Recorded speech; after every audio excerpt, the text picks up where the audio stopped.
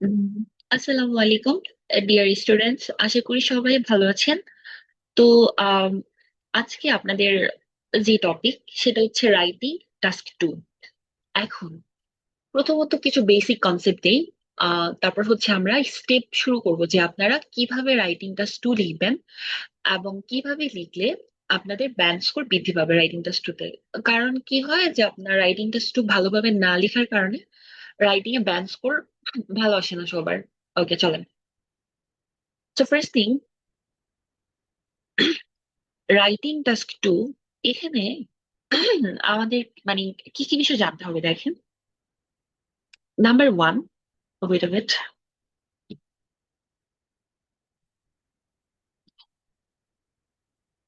ওকে, দেখেন। প্রথমত আমাদের জানতে হবে এখানে টাইম কত। দেখেন, এখানে টাইম হচ্ছে 40 মিনিটস,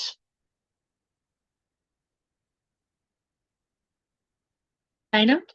আপনাকে রাইটিং এর জন্য মোট 1 ঘন্টা সময় দেওয়া হবে, যেখানে রাইটিং টাস্ক 2 এর জন্য পাবেন 40 মিনিটস এবং রাইটিং টাস্ক 1 এর জন্য পাবেন 20 মিনিটস। এখন কথা হইতেছে যে আপনারা রাইটিং টাস্ক 1 আগে দিবেন নাকি রাইটিং টাস্ক 2 আগে দিবেন। আপনারা চ্যাট বক্সে একটু জানান তো কাইন্ডলি, দেখি আপনাদের অপিনিয়ন কি। আহ কোশ্চেনটা হইতেছে আপনারা আগে কোনটা করবেন, রাইটিং টাস্ক 1 না রাইটিং টাস্ক 2, দেখি আপনাদের অপিনিয়ন কি। আচ্ছা, সবাই টাস্ক 2 এর পক্ষে। ওকে, 2, হ্যাঁ। আচ্ছা, অসংখ্য ধন্যবাদ যারা রেসপন্স করেছেন। এবার আমাকে যদি কোশ্চেন করা হয় যে আমি কোনটা লিখেছি বা আমি আবার এক্সাম দিলে কোনটা লিখবো, আমি আনসার করবো অবশ্যই রাইটিং টাস্ক 2। এখন একটা জিনিস খেয়াল করেন, রাইটিং টাস্ক 2 কেন আগে লেখা উচিত। আমি যদি বলি যেখানে পার্সেন্টেজ, তাই না? দেখেন, টাস্ক 2 তে আপনার মার্কস থাকে হচ্ছে 70%, তাই না? এটা অলমোস্ট 70% মার্কস ক্যারি করে। উইথ, দেখেন, এটা কত পার্সেন্ট মার্কস ক্যারি করে? 70%। অন্যদিকে আমরা যদি রাইটিং টাস্ক 1 এর কথা বলি,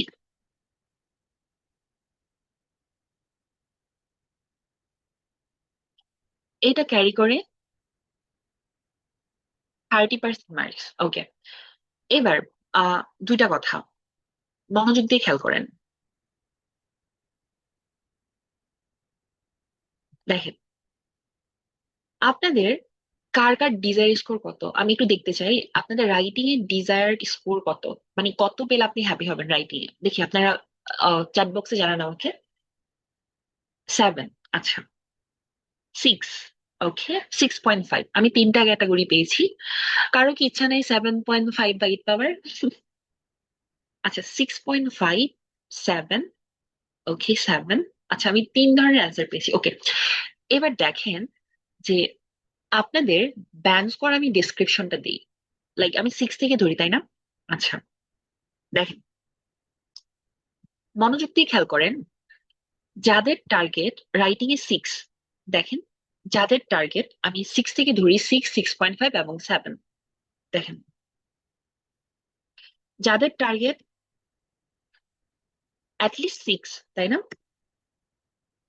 তাদের জন্য কেমন মার্কস পাওয়া উচিত। দেখেন, 6 এর জন্য আপনার টাস্ক 1-এ 5 পেলেই হবে।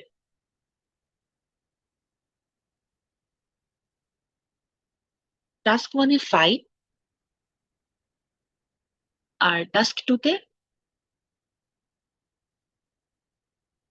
6। এবার এবার যাদের টার্গেট হচ্ছে আপনার 6.5, তাই না,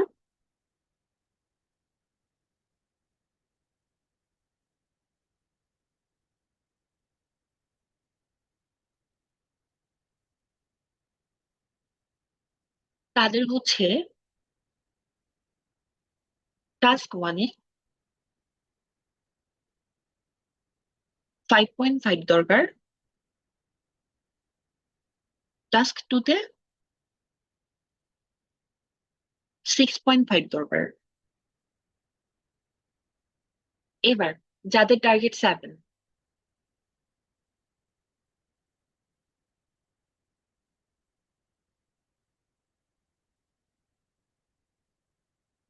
তাহলে তাদের কি দরকার? টাস্ক 1-এ 6।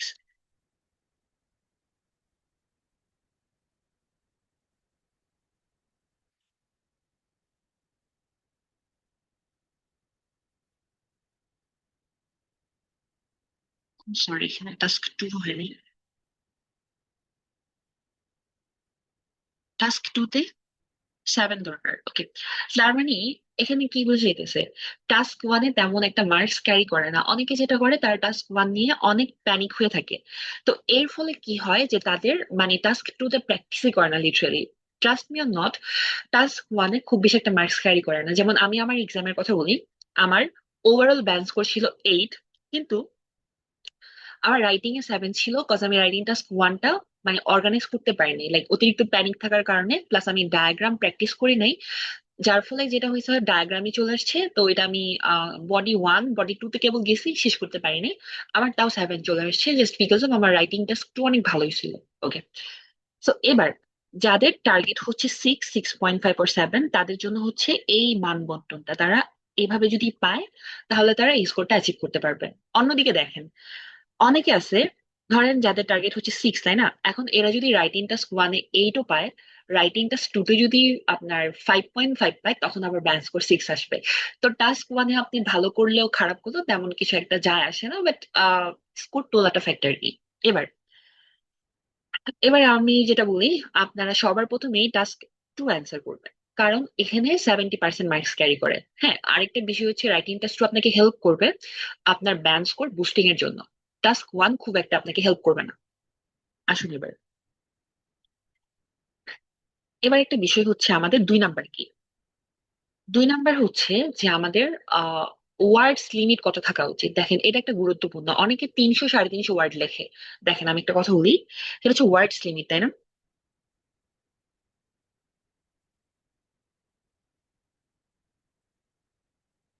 দেখেন, এই জিনিসগুলো আপনাদের অনেক হেল্প করবে, প্রয়োজন হলে খাতায় লিখে রাখেন।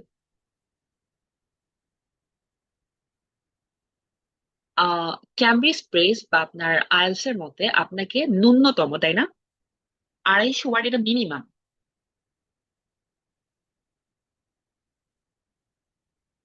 দেখেন, আইএলটিএস এর মতে আপনাকে অ্যাটলিস্ট 250 ওয়ার্ড লিখতে হবে। এই নিচে আপনি যদি লেখেন, আপনাকে 0.5 পেনাল্টি করা হবে, অর্থাৎ আপনি যেই মার্কসটা পাবেন তার থেকে 0.5 কাটা যাবে। পেনাল্টি খাবেন, সোজা কথায়। এবার অনেকে যেটা করে, তারা 300, 350, এবং অনেকেই দেখছি তারা 400 ওয়াট পর্যন্ত লিখে আসছে, এমন আমি কমেন্টে পাইছি। বাট আলটিমেটলি ব্যান্ড স্কোর কত জানেন? ব্যান্ড স্কোর হচ্ছে 5.5। কোনো লাভ নাই। এটা আমাদের স্কুলের সৃজনশীল পরীক্ষা না, যে আমরা সৃজনশীলে যত বানায় লিখবো তত আমাদের মার্কস দিবে। আপনার, আমি আমি যদি বলি, আপনারা চেষ্টা করবেন অ্যাটলিস্ট 280 ওয়ার্ড লেখার জন্য। এটা এটা পারফেক্ট, 280 থেকে 290। আমি আপনাদের স্যাম্পল অ্যান্সার দিব, আমার লেখার স্যাম্পল অ্যান্সার গুলো আপনারা দেখবেন যে 280 থেকে 90 এর মধ্যে কিভাবে লেখা যায়। দেখুন, আপনারা, এটা হচ্ছে স্ট্যান্ডার্ড, যে আপনারা চেষ্টা করবেন 280 থেকে 290 বা 300 হলেও সমস্যা নাই, এই ওয়ার্ড লিমিটে আপনারা লিখতে পারেন। এতে আপনাদের কি হবে? ব্যালেন্স স্কোর বাড়বে। এখন দেখেন একটা বিষয়, আমাদের ওয়ার্ড যদি রিপিটেশন হয়, যেমন ধরেন আমরা ইনক্রিজ অনেকবার লিখলাম, ডিক্রিজ অনেকবার লিখলাম, তারপর ইম্পর্টেন্ট এই শব্দটা অনেকবার লিখলাম, তাই না? তখন কিন্তু কি হয়, একটা শব্দ যখন আমাদের একাধিকবার হয়ে যায়, তখন ওয়ার্ড রিপিটেশন হইলে এক্সামিনাররা এটা কমায় দেয়। সো আপনি 260 ওয়ার্ড লিখলেন, তার মধ্যে আপনার 15টা ওয়ার্ড রিপিট হয়ে গেছে, তাই না? তো তখন এই 15টা ওয়ার্ড তারা কমায় দিবে। তখন দেখা যাবে আপনার ওয়ার্ড লিমিট হয়ে গেছে 245টা। সো আলটিমেটলি কি হলো, আপনি আবার 0.5 পেনাল্টি খেলেন। So don't do this. আপনারা অ্যাটলিস্ট 280, 290 ওয়ার্ড লেখার চেষ্টা করবেন। আচ্ছা, এবার দেখেন আর কি কি জানতে হবে। এবার হচ্ছে, আপনারা রাইটিং এর সময় কি কি জিনিস ফোকাস রাখবেন। দেখেন, এটা হলো ওয়ার্ড লিমিট। এবার আমরা 3 নাম্বারে চলে যাই। দেখেন, 3 নাম্বারে হচ্ছে যে আমাদের মার্কসটা কিভাবে দেয়। দেখেন, মার্কিং ক্রাইটেরিয়া। 3 নাম্বার হচ্ছে আমাদের মার্কিং ক্রাইটেরিয়া, খাতায় নোট করবে জিনিসগুলা। দেখেন, 3 নাম্বার হচ্ছে কি মার্কিং ক্রাইটেরিয়া।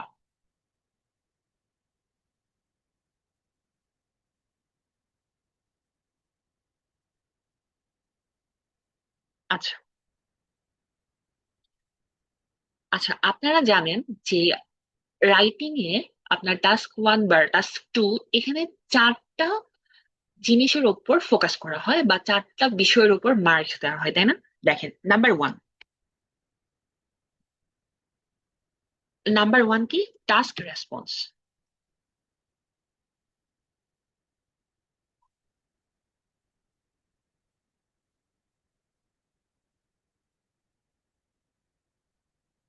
এখানে 25% মার্কস আছে। আচ্ছা, number two, coherence and cohesion. হ্যাঁ, দেখেন, কোহিয়ারেন্স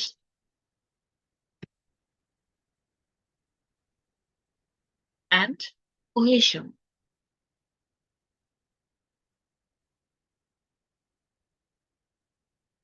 তারপর নাম্বার থ্রি, লেক্সিক্যাল রিসোর্স।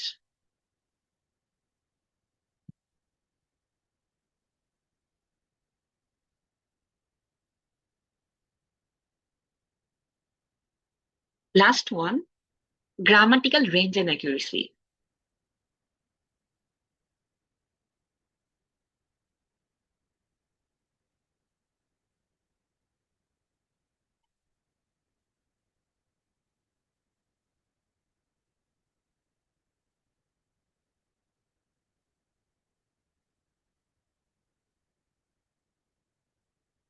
ওকে, এখানে চারটা বিষয়ে 25% মার্কস ক্যারি করা হয়। এবার দেখেন, আপনারা কেন বারবার এক্সামিনারদের দোষ ধরেন এবং কেন আপনারা দাবি করেন ভালো লেখার পর মার্কস পান নাই, সেটা আমি একটু এক্সপ্লেন করি।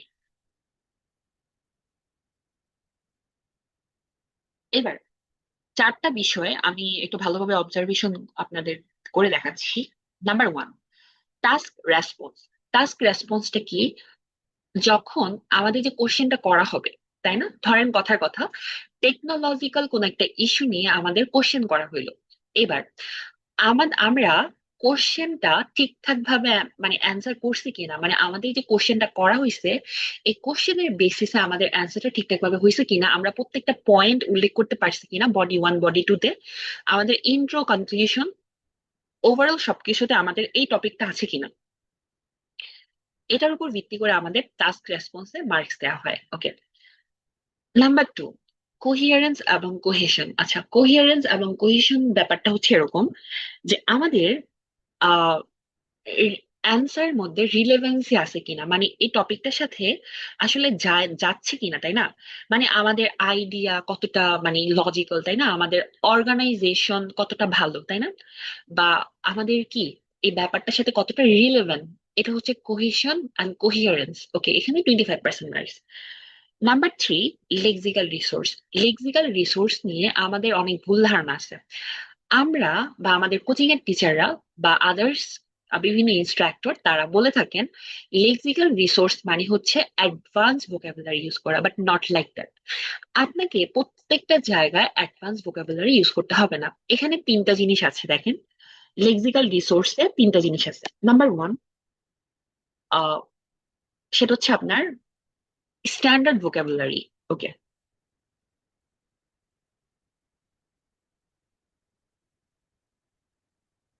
স্ট্যান্ডার্ড ভোকাব আছে এর সাথে। আর কি কি আছে দেখেন, এর সাথে আছে হচ্ছে আপনার স্পেলিং। হ্যাঁ, নাম্বার থ্রি, পাঞ্চুয়েশন। এই জিনিসগুলো কেউ বলবে না।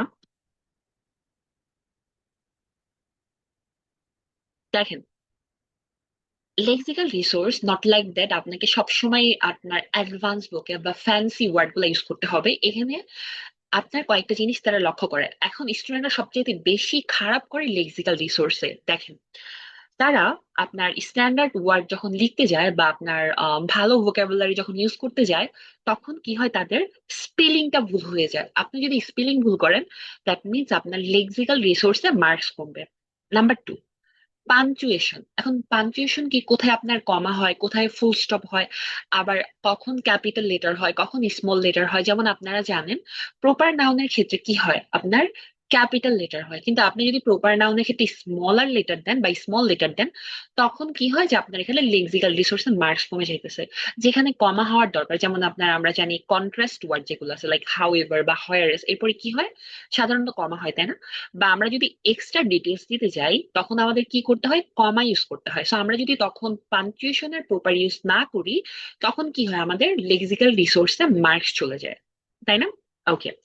তো আমাদের এই জিনিসগুলো ফোকাস রাখতে হবে। এবার দেখেন, গ্রামাটিক্যাল রেঞ্জ এন্ড অ্যাকিউরেসি। ওকে, একটা জিনিস হইতেছে, আমরা ভাবি যে আমরা 3-4টা গ্রামার ইউজ করে আসি, দ্যাট মিনস আমরা এখানে ভালো মার্কস পাবো, but not like that.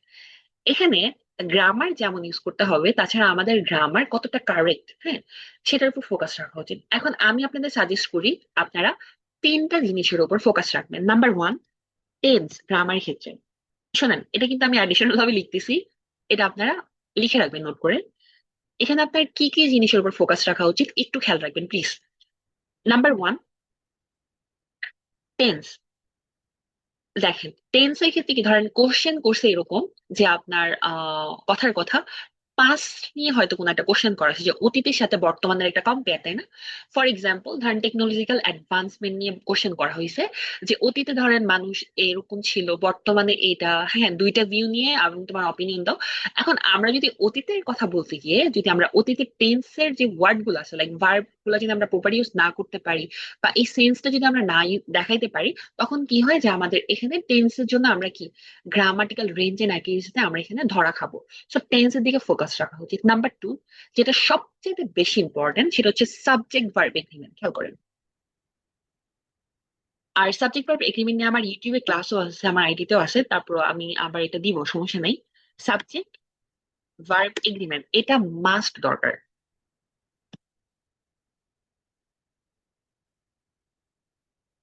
Number three, যেটা আপনার ব্যান্ড বুস্টিং করতে হেল্প করবে, সেটা হচ্ছে কমপ্লেক্স, তাই না? বাস, আপনারা এই 3টা গ্রামার একেবারে ভালোভাবে রাখবেন, কারণ টেন্স, সাবজেক্ট ভার্ব এগ্রিমেন্ট এবং কমপ্লেক্স, এই 3টা আপনাদের হেল্প করবে ব্যান্ড বুস্টিং এর ক্ষেত্রে। আবার যদি চান আপনারা আহ মাঝে মাঝে, যদি থাকে না শর্ত সাপেক্ষে, হ্যাঁ, যদি এটা করা হয় বা যদি গভর্নমেন্ট এটা করে বা যদি এটা করা যায় তখন এটা হবে, তখন আমরা কি করতে পারি, আমরা কন্ডিশনাল ইউজ করতে পারি ইন সাম কেসেসে। ওকে, তো যাই হোক, এবার আপনারা, এবার এবার হচ্ছে আমরা চলে যাব সরাসরি আমাদের আম, কয়টা স্টেপ আমরা ফলো করতে পারি। দেখেন, আমি আমার যেটা আমি আমি 10টা স্টেপ ফলো করতাম, আই বিলিভ আপনারা যদি আজকে এই 10টা স্টেপ ভালোভাবে ফোকাস করতে পারেন, কালকে থেকে আপনাদের রাইটিং এর ব্যান্ড স্কোর বুস্ট হবে। চলেন আমরা ওই স্টেপ গুলাতে যাই। নাম্বার ওয়ান, আর আমি একটা রিকোয়েস্ট করবো, আপনারা দয়া করে খাতা কলম নিয়ে বসবেন, কারণ এখানকার প্রত্যেকটা লেকচারে আপনাদের রাইটিং টাতে আপনাদের যথেষ্ট হেল্প করবে। দেখেন, আমরা এখন স্টেপে যাব যে আমাদের কোন 10টা স্টেপ ফলো করলে বা কোন 10টা স্টেপ আমরা যদি মেনে চলি আমাদের রাইটিং এর ব্যান্ড স্কোর বৃদ্ধি পাবে। হ্যাঁ, ওকে, সবাই রেডি হন, আমি এখনই স্টেপ গুলো আপনাদের সাথে শেয়ার করবো। নাম্বার ওয়ান, আচ্ছা তার আগে আমি টাইটেলটা দিয়ে নিই। টাইটেলটা হচ্ছে how to write an IELTS এসে। একটা আইএলটিএস এসে আপনি কিভাবে লিখতে পারেন, তাই না? লেখার নিয়মটা আমি আপনাদের বলে দিব। আপনারা যদি এইটা মেনটেন করে লিখতে পারেন, আই বিলিভ কালকে থেকে আপনাদের ব্যান্ড স্কোর বুস্ট হবে। চলেন, how to write an IELTS এসে, কিভাবে একটা আইএলটিএস এসে লিখতে হয়।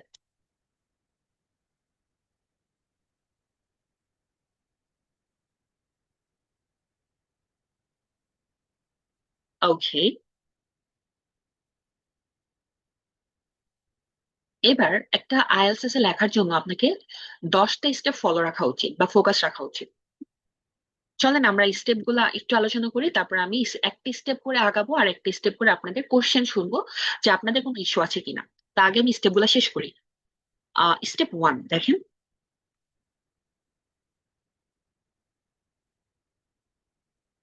স্টেপ ওয়ান লেখেন এটা। স্টেপ ওয়ানে কি, যে আমাদের প্রথম স্টেপ হচ্ছে কোশ্চেনটা বুঝতে পারা, তার মানে আন্ডারস্ট্যান্ড দ্য কোশ্চেন। দেখেন, স্টেপ ওয়ান হচ্ছে understand the question.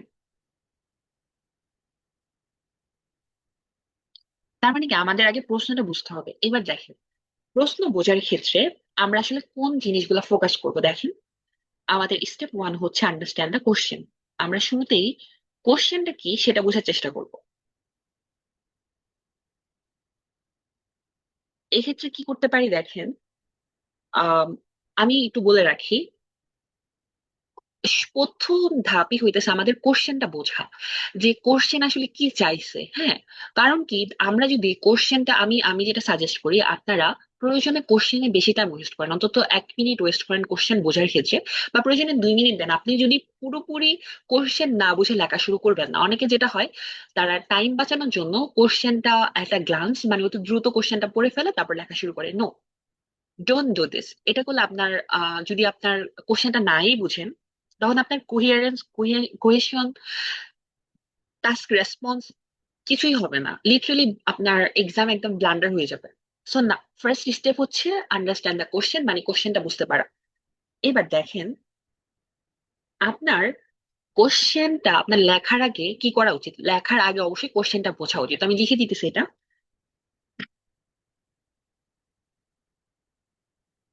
Before you start writing, মানে আপনার রাইটিং লেখার আগে কি করতে হবে, আপনার কোশ্চেনটা অ্যানালাইসিস করতে হবে। এখন কিভাবে অ্যানালাইসিস করবেন আমি সেটাও বলবো, আগে এটা লেখেন। বিফোর ইউ স্টার্ট রাইটিং,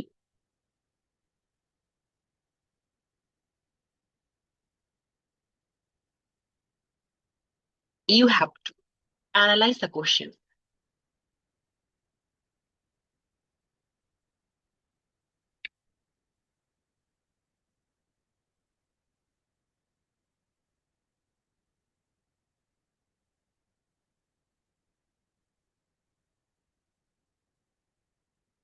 ওকে দেখেন, আপনি কোশ্চেন তারপরে আমরা লিখে দিতে পারি কেয়ারফুলি, সাবধান ভাবে বা সাবধানতার সাথে। দেখেন, আমাদের লেখা শুরু করার আগে আমাদের কি করতে হবে, কোশ্চেনটা অ্যানালাইসিস করতে হবে। এখন অ্যানালাইসিস কিভাবে করবো দেখেন, আমি অ্যানালাইসিস করাটা শেখাই। এখন অ্যানালাইসিসটা করার কিছু নিয়ম আছে। First of all, question type দেখেন, কোশ্চেন টাইপ কি, যে এগ্রি ডিসএগ্রি, তারপরে এটা কি আপনার পজিটিভ নেগেটিভ ডেভেলপমেন্ট, নাকি এখানে বোথ ভিউজ, নাকি আপনার অ্যাডভান্টেজেস আউটওয়ে ডিসঅ্যাডভান্টেজেস, মানে কোন ধরনের কোশ্চেন সেটা আপনাকে আগে বুঝতে হবে। সো কি, যে what is the question type, তাই না?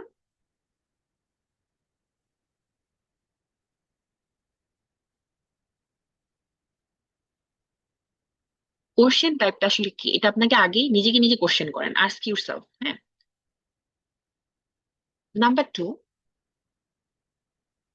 দ্বিতীয় ধাপ কি, হোয়াট ইজ দ্য টপিক, তাই না? টপিকটা কি। আমি 14টা টপিক আপনাদের দিয়েছিলাম, আপনাদের খেয়াল আছে কিনা আমি জানি না। এখানে আমার যারা স্টুডেন্ট প্লাস হচ্ছে যারা শুভাকাঙ্ক্ষী, তাদের হয়তো এটা পাওয়ার কথা। 14টা টপিক আমি আপনাদের দিয়েছিলাম। তার মধ্যে আপনার কি কি ছিল, এডুকেশন ছিল, তারপর হচ্ছে আপনার টেকনোলজি ছিল, তাই না? এরপরে ছিল আপনার advertising, media, crime and punishment, তারপর কি ছিল আপনার ফ্যামিলি অ্যান্ড চিলড্রেন, তাই না? তারপরে আরো ছিল হচ্ছে আপনার ট্যুরিজম, তারপরে health issue, food and diet, মানে এমন অনেকগুলো টপিক আপনাদের আমি দিয়েছিলাম। অ্যান্ড আমি আপনাদের প্রতিশ্রুতি দিয়েছিলাম এই 14টা টপিকের প্রত্যেকটা টপিকের ভোকাবুলারি, প্রত্যেকটা টপিকের আইডিয়া, তারপর প্রত্যেকটা স্যাম্পল অ্যান্সার আমি কিন্তু দিব। অলরেডি আমি এডুকেশনেরটা দিয়ে দিছি, আপনারা আমার আইডিয়া দেখতে পারেন। আর হচ্ছে গিয়ে যে আমি আগামীকাল বা আগামী পরশুতে হয়তো টেকনোলজিটা দিয়ে দিব, ডোন্ট ওয়ারি, এটা নিয়ে আমি কাজ করতেছি। দেখেন, তো কোশ্চেনের টপিকটা কি, কারণ কোশ্চেনের টপিকটা জানা দরকার এই জন্য, আপনি যদি টপিকটা বুঝতে পারেন তখন আপনি টপিক রিলেটেড ভোকাবুলারি ইউজ করতে পারবেন, টপিক রিলেটেড আইডিয়া ইউজ করতে পারবেন, যেটা আপনার লেখাকে কি করবে, আপনাকে হেল্প করবে ভালো একটা ব্যান্ড স্কোর তোলার ক্ষেত্রে। নাম্বার থ্রি, এবার আহ অপিনিয়ন, তাই না? দেখেন, কিছু কিছু কোশ্চেন থাকে অপিনিয়ন বেস। এখন আপনি যদি অপিনিয়ন আপনার ইন্ট্রোতে না দেন বা কনক্লুশনে না দেন, তখন কি হবে, যে আপনার এখানে আপনার ব্যান্ড স্কোর কমে যাবে। সো অপিনিয়নটা অনেক ইম্পর্টেন্ট। দেখেন, হোয়াট ইজ ইউর পজিশন বা অপিনিয়ন, তাই না? আমরা অপিনিয়ন দিই। আপনার অপিনিয়ন কি, কথার কথা। অনেক ধরনের কোশ্চেন আছে, যেমন আমি যদি বলি যে বোথ ভিউজ, তাই না, এখানে কিন্তু কি হয় যে দুইটা ভিউ থাকে, মানে দুইটা আর্গুমেন্ট থাকে, এন্ড লাস্ট হচ্ছে কি আপনার একটা অপিনিয়ন লাগে, সো এখানে অপিনিয়ন দেওয়া লাগে। তারপরে আপনার অ্যাডভান্টেজেস আউটওয়ে ডিসঅ্যাডভান্টেজেস, পজিটিভ নেগেটিভ, এখানে কি হয় আপনার অপিনিয়ন দেওয়া লাগে, অর্থাৎ আপনার অপিনিয়নটা অনেক গুরুত্বপূর্ণ। সো আমাদের ফার্স্ট স্টেপ কি, আমরা কোশ্চেনটা আন্ডারস্ট্যান্ডিং করবো, যে কোশ্চেন এখানে তিনটা ব্যাপারে আমরা কোশ্চেন আন্ডারস্ট্যান্ডিং এর ক্ষেত্রে কাজে লাগাতে পারি। কিভাবে? নাম্বার ওয়ান, এটা কোন ক্যাটাগরির কোশ্চেন, কারণ আমরা জানি অনেকগুলো ক্যাটাগরি আছে। হ্যাঁ, এখানে এগ্রি ডিসএগ্রি আছে, পজিটিভ নেগেটিভ আছে, অ্যাডভান্টেজেস আউটওয়ে ডিসঅ্যাডভান্টেজেস আছে, তাই না, প্রবলেম সলিউশন আছে। সো কোন ধরনের কোশ্চেন, এটা আমাদের ফার্স্টে দেখা লাগবে। নাম্বার টু, এই কোশ্চেনটা আসলে কোন টপিকের উপর, মানে থাকে না যে এটা কি এডুকেশন রিলেটেড টপিক, এটা কি টেকনোলজি, এটা কি ক্রাইম বা পানিশমেন্ট, নাকি ফ্যামিলি চিলড্রেন, মানে অনেকগুলো টপিকের মধ্যে এই টপিকগুলো আছে কিনা। নাম্বার থ্রি, এখানে আমার অপিনিয়ন কি, যদি অপিনিয়ন বেস কোশ্চেন থাকে আমাকে একটা স্ট্রং অপিনিয়ন দিতে হবে। হুম। আচ্ছা, এবার এবার দেখেন, আপনাদের একটা জিনিসে সতর্ক হওয়া লাগবে। হ্যাঁ, সেটা আমি বিশেষ দ্রষ্টাব্য দিয়ে দিই। এটাতে সতর্ক হওয়া লাগবে এই জন্য যে আপনি পুরোপুরি কোশ্চেন না বুঝে লিখতে যাবেন না, ডোন্ট ডু দিস। হ্যাঁ, দেখেন, আমি লিখে দিই, নেভার স্টার্ট রাইটিং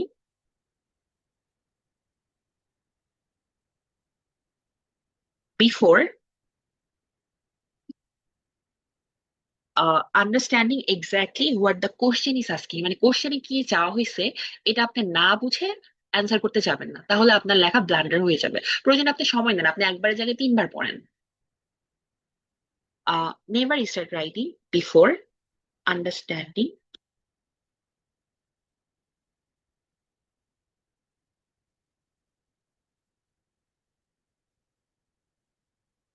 এক্স্যাক্টলি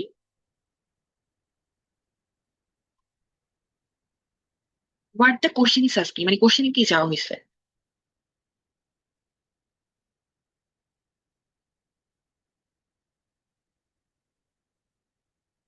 এটা আমাদের এখানে ফার্স্ট স্টেপটা শেষ। ফার্স্ট স্টেপটা অনেক গুরুত্বপূর্ণ এই জন্য, কারণ আমরা যদি কোশ্চেন আন্ডারস্ট্যান্ডিংটা না করতে পারি, কখনোই পসিবল না একটা ভালো লেভেলের মানে লেখা। হ্যাঁ, সো এই জন্য কি দরকার আমাদের হচ্ছে শুরুতেই কোশ্চেনটা বোঝা দরকার।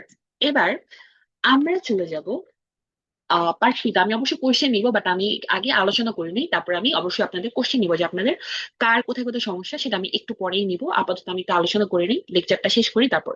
এবার দেখেন, আপনারা লিখে নেন। দেখেন, আমি লেখার জন্য আপনাদের সময় দিলাম। আবার একটু আলোচনা করি যারা দেরিতে ক্লাসে জয়েন করেছেন তাদের জন্য। দেখেন, আমরা যখন আইএলটিএস এর এসে এসে লিখতে যাব, তখন আমাদের কয়েকটা জিনিস মাথায় রাখা লাগবে, এটাকে আমি স্টেপ বলছি। আমাদের ফার্স্ট স্টেপ হচ্ছে কোশ্চেন আন্ডারস্ট্যান্ডিং, কারণ আমরা যদি কোশ্চেনটা না বুঝতে পারি এটা কোন ক্যাটাগরির কোশ্চেন, কোন টপিকের কোশ্চেন, প্লাস হচ্ছে এখানে আমি কি কি লিখতে পারি বা আমার কি কি আইডিয়া আমি এক্সপ্রেস করতে পারি, তাই না, অ্যান্ড আমার অপিনিয়নটা কি যদি অপিনিয়ন বেস কোশ্চেন হয়। সো এই কয়েকটা জিনিসের উপর আমার ফোকাস রাখতে হবে। আর আমাদের কখনোই উচিত না কোশ্চেন ভালোভাবে না বুঝে লেখা স্টার্ট করা। আগে আপনি কোশ্চেন বুঝবেন, কোশ্চেন অ্যানালাইসিস করবেন, দুইটা বডিতে কি কি লিখবেন সেটা আপনি সাইড নোট করবেন, অ্যান্ড লাস্ট ওয়ান সেটা হচ্ছে লেখা। হ্যাঁ, ওকে। এবার নাম্বার টু, দেখেন, স্টেপ ওয়ান গেল, এবার আমরা স্টেপ টু তে আলোচনা করি। স্টেপ টু হচ্ছে আইডেন্টিফাই দ্য কোশ্চেন। দেখেন,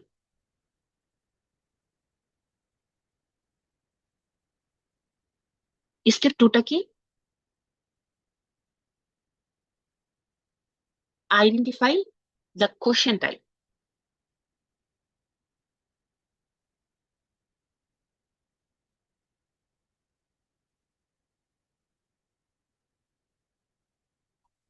আচ্ছা, আইডেন্টিফাই দ্য কোশ্চেন টাইপ মানে হইতেছে, আমরা জানি কোশ্চেন অনেকগুলো ক্যাটাগরি আছে, লাইক এগ্রি ডিসএগ্রি আছে, তাই না। সো এই কোশ্চেন টাইপ গুলো আমি একটু লিখে দিই, তাহলে আপনাদের জন্য একটু সুবিধা হয়। দেখেন, কিছু কোশ্চেন টাইপ আছে। হুম, যেমন কোশ্চেন টাইপ গুলোর মধ্যে এগ্রি অর ডিসএগ্রি, তাই না, এটা ওয়ান অফ দেম। আর এগ্রি ডিসএগ্রি থেকে সবচেয়ে বেশি কোশ্চেন আসে। এগ্রি অর ডিসএগ্রি, তারপর আছে হচ্ছে আপনার ডিসকাস বোথ ভিউজ, তাই না।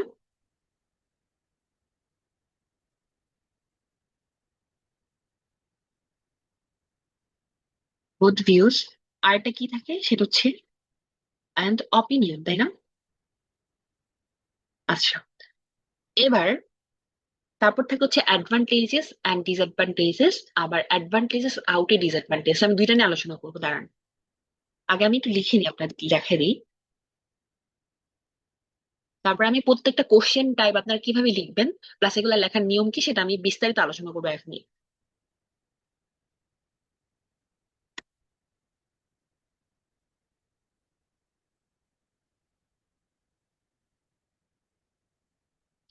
স্ল্যাশ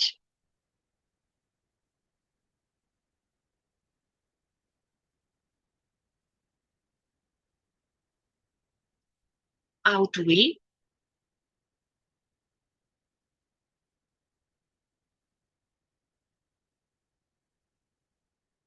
আচ্ছা, তারপর ওয়েট এ মিনিট, আমি টেনে নিয়ে যাই, বেটার হয়। ওকে, দেখেন, এইগুলো আমাদের তিনটা ক্যাটাগরি, আর দুটা ক্যাটাগরি আছে। তারপর হচ্ছে প্রবলেম অ্যান্ড সলিউশন, তাই না? Problem and solution.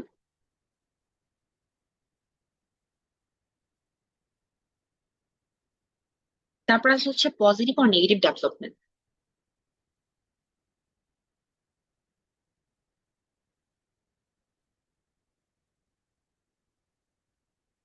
Negative development. আরেকটা জিনিস, যারা ক্লাসটা করতেছেন তারা আমাকে হোয়াটসঅ্যাপে এটা হোমওয়ার্ক দিবেন, আমি যা যা লিখে লিখেছি, কারণ এই 10টা স্টেপ আপনারা যদি মাথায় রাখেন তাহলে আপনারা অবশ্যই রাইটিং ভালো করতে পারবেন। তারপর হইতেছে আপনার ডিরেক্ট কোশ্চেন।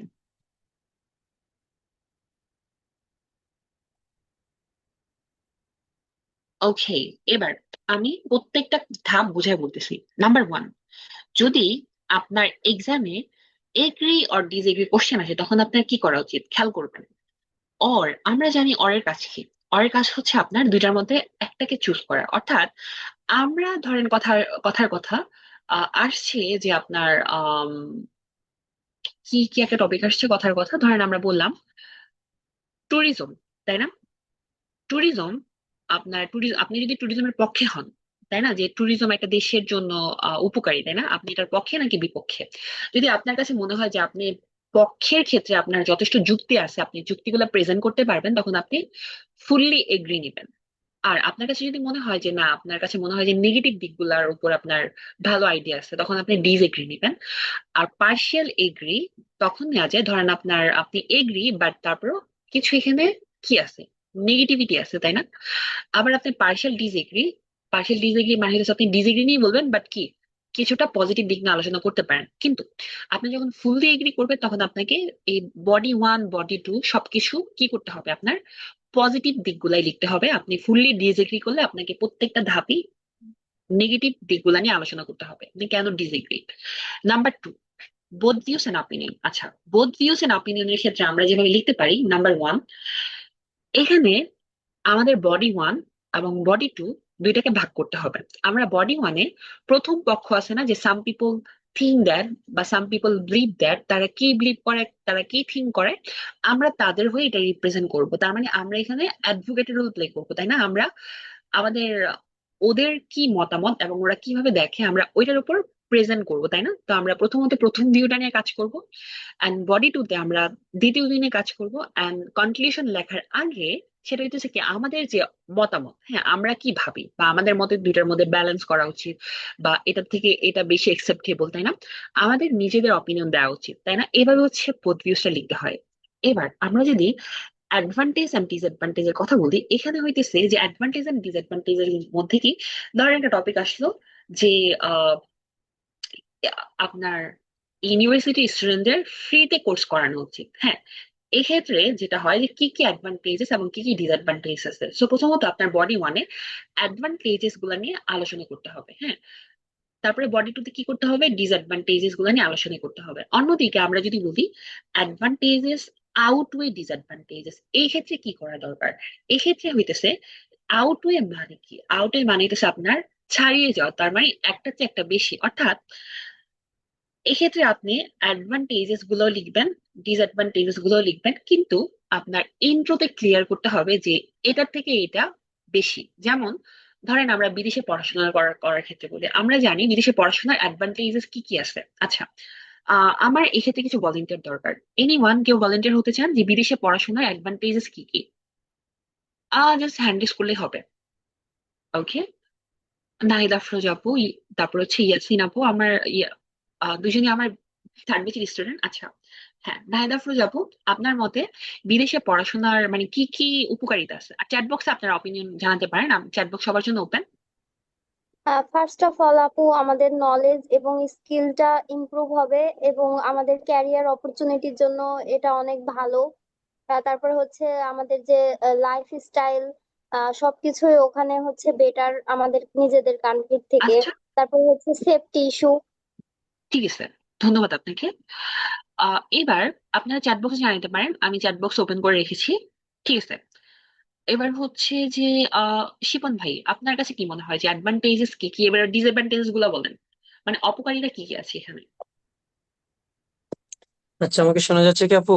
জি, শোনা যাচ্ছে, বলুন ডিসঅ্যাডভান্টেজেস গুলো বলুন, বিদেশে পড়াশোনা করার মানে ডিসঅ্যাডভান্টেজেস কি কি? হ্যাঁ, হ্যাঁ। ফার্স্ট অফ অল হচ্ছে, যারা ধরেন বাইরে পড়াশোনা করতে যায় তাদের মধ্যে একটা হোম সিকনেস কাজ করে। হোম সিকনেস, ঠিক আচ্ছা। আছে। হ্যাঁ, এটা। আরেকটা হচ্ছে আপনার ধরেন মানে নিজে নিজে যারা হচ্ছে রান্না বান্না করে খাইতে পারে না, এটা একটা ওদের একটা প্রবলেম হইতে পারে। আচ্ছা, এটা হচ্ছে আপনার মূলত ফুড এন্ড ডায়েট আর কি, যে তাদের ফুড চয়েস আর কি, প্রেফারেন্স। ওকে, হ্যাঁ। আর তৃতীয়ত হচ্ছে যারা ধরেন ভাষা জানে না তাদের জন্য ল্যাঙ্গুয়েজ ব্যারিয়ার একটা হতে পারে। Language barrier, good. ওকে, এবার আমি সামি আপু থেকে একটু শুনি, স্যার লামি আপু থেকে। হ্যাঁ, লামি আপু, সবাই আমার থার্ড ব্যাচের স্টুডেন্ট আর কি। লামি আপু কেমন আছেন? এই তো আপু, ভালো। আপনি কেমন আছেন? এই তো ভালো। হ্যাঁ, লামি আপু, আপনি শেয়ার করতে চান অ্যাডভান্টেজেস এবং ডিসঅ্যাডভান্টেজেস দুইটা নিয়ে? Just যদি বলি তাহলে বলা যায় উন্নত যে শিক্ষা ব্যবস্থা, তারপরে ভালো কেরিয়ারের সুযোগ, হুম হুম। তারপর নতুন সংস্কৃতি সম্পর্কে আমরা জানতে পারি। জি জি। তারপরে হচ্ছে কালচার। আহ হ্যাঁ হ্যাঁ, তারপরে হচ্ছে সংস্কৃতি সম্পর্কে জানা যায়, ভাষার দক্ষতা বৃদ্ধি পায়। এই তো। আর হচ্ছে যে একা একা থাকা থাকা যায়, যেহেতু নির্ভরশীল হওয়া যায়। আচ্ছা আরেকটা জিনিস হচ্ছে যে আন্তর্জাতিক যে যোগাযোগটা সেটা বৃদ্ধি পায়। আর ডিসঅ্যাডভান্টেজেস যদি বলি, উচ্চ টিউশন ফি, হুম হুম। থাকার জায়গায় অনেক সমস্যা হয়। তারপরে হচ্ছে যে জীবনযাত্রার উচ্চ ব্যয়, নতুন ভাষার সমস্যা, মানে যোগাযোগের সমস্যাটা হয়। তারপরে হচ্ছে সংস্কৃতিগত যে পার্থক্যটা থাকে। তারপরে ওই যে হোম সিকনেস ভাইয়া যেটা বললো। তারপরে আরেকটা জিনিস থাকে যে পড়াশোনা ও কাজের প্রেশার, কারণ যারা বাইরে যায় তারা কাজের প্রেশার দুইটা একসাথে সামলাইতে হয়, যেটা বাংলাদেশ অনেকেই করে না। ঠিক আছে, এবার আপু লাস্ট, সেটা হচ্ছে আমরা যদি এটা অ্যাডভান্টেজেস আউটে ডিসঅ্যাডভান্টেজেস করি, এক্ষেত্রে আমাদের দুইটার মধ্যে একটাকে বেশি দেখাতে হবে। আপনার কাছে কি মনে হয় এখানে পজিটিভ দিকগুলো বেশি নাকি নেগেটিভ দিকগুলো বেশি? দুইটার মধ্যে আমরা যেটা ব্যালেন্স করি, সো কোনটা আপনার কাছে মনে হয় যে আপু, বেটার? আমার দিক থেকে মনে হয় অবশ্যই পজিটিভ দিকটাই বেশি, কারণ সবাই তো উন্নত জীবনটাই চাই। আর উন্নত জীবন চাওয়ার জন্য উন্নত দেশে যাওয়াটা জরুরি। এই জন্য আপনার আজকের ক্লাসে। আচ্ছা আচ্ছা, ধন্যবাদ, জাস্ট কিডিং। ওকে, সো দিন শেষে দেখেন, আমরা যদি দুইটার মধ্যে কম্পারিজন করি তখন কি মনে হয় যে আমাদের মানে নেগেটিভ দিকগুলো তো আছেই, পাশাপাশি পজিটিভ দিকগুলো আছে, তাই না? সো নেগেটিভ পজিটিভ মানে ম্যাচ করলে আমাদের কাছে মনে হয় যে তারপরেও কি ভালো, তারপরে অ্যাডভান্টেজেসটাই একটু বেশি, তাই না? কারণ দিন শেষে কি আমরা একটা উন্নত দেশে থাকবো, প্লাস আমাদের এখানে কি হবে, আমাদের ক্যারিয়ার অপরচুনিটি, এখানে আমরা ক্যারিয়ার গড়তে পারবো, তাই না? সো দিন শেষে কি মনে হয় যে আমাদের ডিসঅ্যাডভান্টেজ মানে অ্যাডভান্টেজেসটাই কিসের চেয়ে বেশি, ডিসঅ্যাডভান্টেজের চেয়ে বেশি, তাই না? তো এটা আমাদের কি করতে হবে, কনক্লুশনে একেবারে ক্লিয়ার করে স্টেট করতে মানে করতে হবে, দেখাইতে হবে। ওকে, ধন্যবাদ আপনাদের সবাইকে, বিশেষ করে শিপন ভাই, তারপরে হচ্ছে নাহিদ আফরোজ আপু আর লামি আপু। ওকে, আর যারা কমেন্ট করেছেন তাদেরকেও ধন্যবাদ। ওকে, তো এবার আমরা জানলাম যে অ্যাডভান্টেজেস আউটে ডিসঅ্যাডভান্টেজেসটা কি। এবার চলেন আমরা দেখি প্রবলেম সলিউশন কি। দেখেন, প্রবলেম সলিউশন হইতেছে, ধরেন কোন একটা টপিক দেওয়া হয়েছে, এই টপিকের প্রবলেম গুলা কি কি বা আপনার সমস্যাগুলো কি কি, সমস্যাগুলো আমাদের বডি ওয়ানে প্রেজেন্ট করতে হয়, এরপর সমাধানগুলো বডি টুতে দিতে হয়। আমি এগুলো স্যাম্পল অ্যান্সার আবার দিয়ে দিব, আমাকে মনে করাই দিবেন কাইন্ডলি ক্লাস শেষে, যে আপু বলছিলেন স্যাম্পল অ্যান্সার দিবেন। ওকে, পজিটিভ নেগেটিভ ডেভেলপমেন্ট, এটা অনেকটা অ্যাডভান্টেজেস ডিসঅ্যাডভান্টেজেস এর মতোই। আচ্ছা, তারপর ডিরেক্ট কোশ্চেন, এখানে দেখা যায় কি আপনার টু পার্টস কোশ্চেন থাকে, তাই না? এটা একটু অন্যরকম। এটা নিয়ে আমি আলাদা একটা ক্লাস দিব টোটালি। ওকে, তা আপাতত আমরা দেখলাম কোশ্চেন টাইপ, তাই না? সো কোশ্চেন টাইপ গুলো কি করতে হয় আমাদের, আহ ই করতে হবে, মানে প্রত্যেকটা কোশ্চেন টাইপ আমাদের প্র্যাকটিস করা দরকার, কারণ যে কোশ্চেন টাইপ আসবে আমরা সেই রকম ভাবেই লিখবো। আচ্ছা, এবার আমরা চলে যাই স্টেপ 3-তে। দেখেন আমাদের স্টেপ 3-তে কি করা উচিত। এখনো দেখেন স্টুডেন্ট 125 জন, ও মাই গড, আপনারা অনেকটা মনোযোগী, আমার ভালো লাগতেছে লিটারালি। আপনাদের 10টা স্টেপ আজকে শিখাই দিব, যে কোন 10টা স্টেপ ফলো করলে আপনাদের রাইটিং টাস্ক 2 অনেক বেশি বেটার হবে। কোশ্চেন মানে স্টেপ 3 হইতেছে প্ল্যান ইউর আইডিয়া। দেখেন প্ল্যানিংটা আমাদের দরকার কি কারণে, আমরা কিভাবে আমাদের টাইম ম্যানেজমেন্ট করতে পারি, যে আমরা এই 40 মিনিটে কিভাবে অ্যান্সার করতে পারি, তাই না? একেবারে আমাদের অর্গানাইজেশন থেকে শুরু করে একেবারে ইন্ট্রো থেকে কনক্লুশন পর্যন্ত এই 40 মিনিটস আমরা কিভাবে ইউজ করব বা আমরা ইউটিলাইজ করব, সেটা আমরা এখানে আলোচনা করব। স্টেপ 3-তে হইতেছে প্ল্যান ইউর আইডিয়া। আপনাকে পরিকল্পনা করে নেন, এটাকে বলে ব্রেইন স্টর্মিং করা। হ্যাঁ, স্টেপ 3-তে হচ্ছে প্ল্যান ইউর আইডিয়া।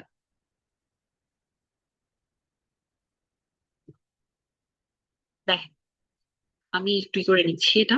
দেখেন প্ল্যান ইউর আইডিয়াস, তার মানে আপনার পরিকল্পনা করা উচিত। আপনি যদি ব্রেন স্টর্মিং না করতে পারেন আপনি লিখতেই পারবেন না, প্লাস আপনার দেখবেন কি 40 মিনিট হয়ে গেছে আপনি বডি টু শেষ করতে পারেন নাই। দেখেন এই জন্য কি প্ল্যান করা দরকার। এখানে আপনার যেটা দরকার সেটা হচ্ছে don't spend 7 to 8 minutes planning. আপনাকে 7 থেকে 8 মিনিট বা 10 মিনিট প্ল্যানের ক্ষেত্রে করতে হবে না। অনেক ইনস্ট্রাক্টররা বলে থাকেন আপনারা 10 মিনিট সময় নেবেন ব্রেন স্টর্মিং করার জন্য। নো, আপনি 10 মিনিট লিখলে 30 মিনিট আপনি অ্যাসে লিখবেন কিভাবে, আপনি রিভাইজ করবেন কিভাবে, আপনার সময় লাগবে না? সো আমি বলবো আপনারা 7 থেকে 8 মিনিটের এর বেশি সময় নিবেন, এর বেশি সময় একবারেই নিবেন না। দেখেন ডোন্ট স্পেন্ড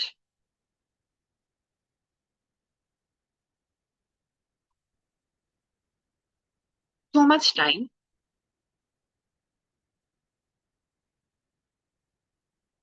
সেটা কিসের উপর, প্ল্যানিং এর উপর।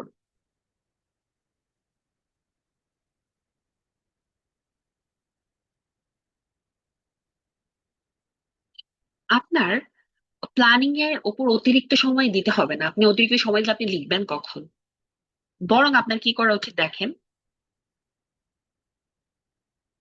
spend at least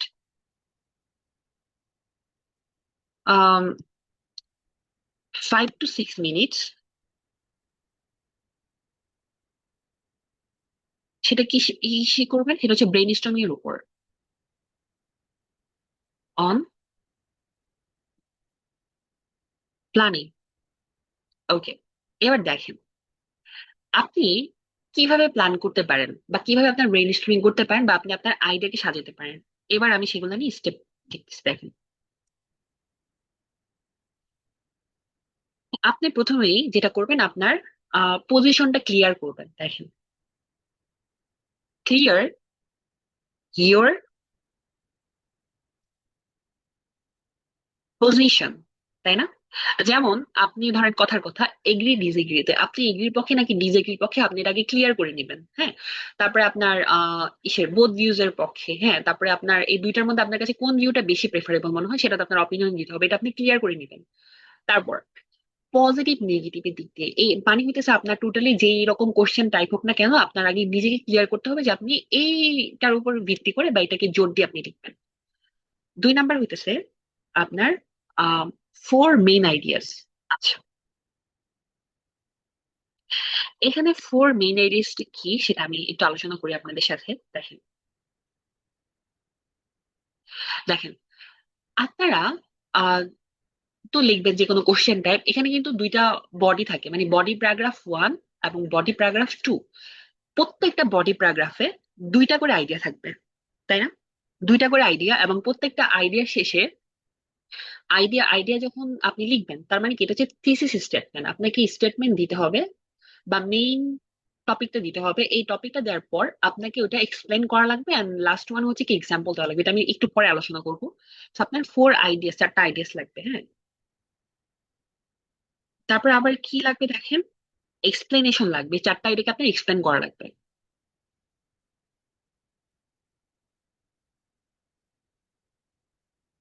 তারপরে কি আপনার এক্সপ্লেনেশন ফর ইচ আইডিয়া, মানে প্রত্যেকটা আইডিয়া আপনাকে এক্সপ্লেন করা লাগবে,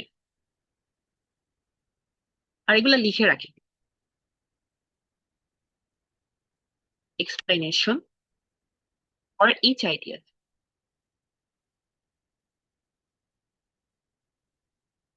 লাস্ট ওয়ান, সেটা হচ্ছে এক্সাম্পল, তাই না?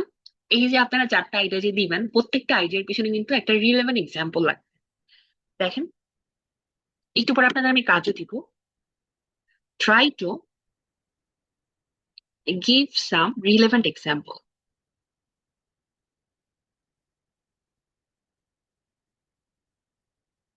এক্সাম্পল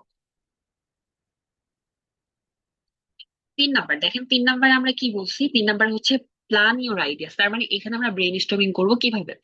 আমরা এখানে 5 থেকে 6 মিনিট সময় নিব আমাদের ব্রেন স্টর্মিং করার ক্ষেত্রে। এখন 5 থেকে 6 মিনিট কি আমাদের কোশ্চেন পড়ার ক্ষেত্রে সময় লাগবে। তাছাড়া আমরা কি কি লিখবো, আমাদের চারটা আইডিয়া কি কি থাকবে, হ্যাঁ, প্লাস আমরা কিভাবে লিখবো সেগুলো আমরা সাইড নোট করে রাখবো। এখানে আমরা 5 থেকে 6 মিনিট সময় নিব। তারপর আমাদের দুইটা বডিতে চারটা মেইন আইডিয়া থাকবে। এরপর আমরা এই মেইন আইডিয়া গুলো কি করব, এক্সপ্লেইন করতে হবে আমাদের প্রত্যেকটা আইডিয়াকে, এবং কিভাবে করবেন সেটা আমি দেখাবো একটু পরে। এন্ড লাস্ট ওয়ান হইতেছে আমাদের ওই যে এক্সাম্পল দিতে হবে না, প্রত্যেকটা আইডিয়াতে এক্সাম্পল লাগবে। এতে কি হয়, আমাদের কোহিয়ারেন্সটা বজায় থাকে, তাই না? এবার আমরা চলে যাই স্টেপ 4-এ। চলেন আমরা চলে যাই স্টেপ 4-এ কি আছে। স্টেপ 4-এ হইতেছে ইন্ট্রো লেখাটা অনেক গুরুত্বপূর্ণ। আমি এটা নিয়ে এখন আলোচনা করব, প্লাস আপনাদের আমি একটা ইন্ট্রো লিখতেও দিব। দেখি আপনারা কেমন ইন্ট্রো লিখতে পারেন, তারপর হচ্ছে আমি দেখাবো ইন্ট্রো কিভাবে লিখতে হয়। দেখেন, স্টেপ 4,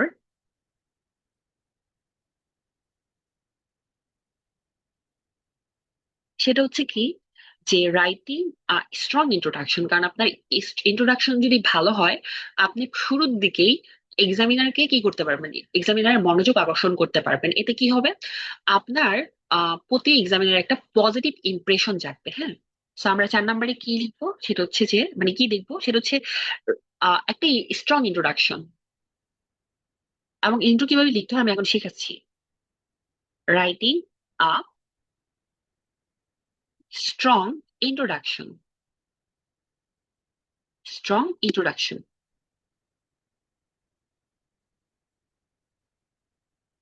ওকে, এখন দেখেন, একটা স্ট্রং ইন্ট্রোডাকশন লেখাটা জরুরি কেন? কারণ এক্সামিনার যখন আপনার খাতা মানে দেখবে, হ্যাঁ, তখন কি হবে, যে এক্সামিনার আসলে বুঝতে পারবে যে আপনি আপনি আসলে কতটা আপনার ইন্ট্রো যতটা গোছানো, এক্সামিনারের মনোযোগ ততটা আকর্ষণ করবে। কারণ তার ইন্ট্রো ভালো হলে এক্সামিনার বুঝতে পারবে যে আপনার বডি 1 2 ভালো হয়েছে, হ্যাঁ। তো আপনার ইন্ট্রো যদি খারাপ হয়, তখন আসলে তার ওই আগ্রহটা এভাবে থাকে না, হ্যাঁ। তখন বুঝে যায় যে আসলে কি লেখা যায়। কারণ অনেকে যেটা করে, তারা word by word just synonym গুলা বসায় দেয়। বাট একটা ইন্ট্রো লেখার নিয়ম আছে, আমি এখনই দেখাচ্ছি। যেমন ধরেন, আহ একটা স্ট্যান্ডার্ড ইন্ট্রোডাকশনের 2টা পয়েন্ট থাকে, তাই না? বা 2টা পার্ট থাকে। আমি সেই 2টা পার্ট আলোচনা করতেছি।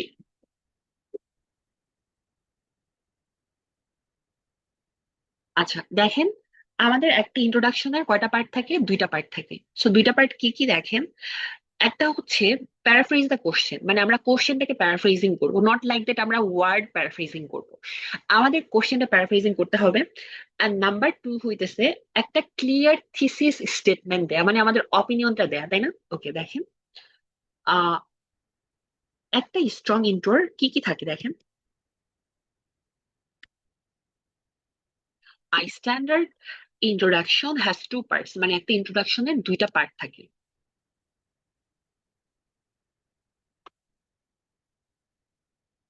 I standard introduction has 2 parts.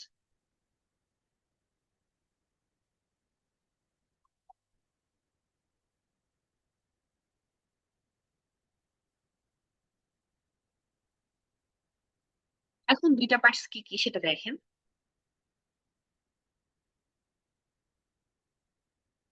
Number 1, একটা হইতেছে প্যারাফ্রেজ দ্য কোশ্চেন, আপনাকে কোশ্চেন প্যারাফ্রেজিং করতে হবে।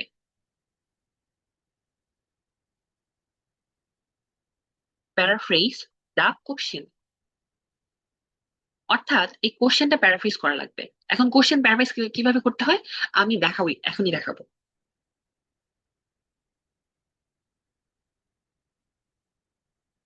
And number 2, thesis statement.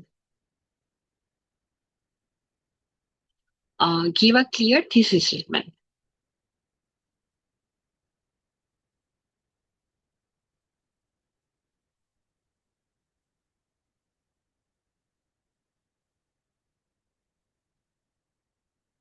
আমি আপনাদের একটা কোশ্চেন দেই, হ্যাঁ, আপনারা কাইন্ডলি কোশ্চেনটা একটু প্যারাফ্রেজিং করবেন। খাতা কলম সবার আছে না সাথে? হ্যাঁ। বা আপনারা চ্যাট বক্সেও এটা প্যারাফ্রেজিং করে দিতে পারেন। আপনাদের জন্য আমি সময় দিব 3 মিনিট, আপনারা 3 মিনিটের মধ্যে একটু লিখবেন, হ্যাঁ। তারপর আমিও দেখাবো যে আপনারা কিভাবে কোশ্চেন প্যারাফ্রেজিং করতে পারেন বা প্যারাফ্রেজিং করার নিয়মটা কি।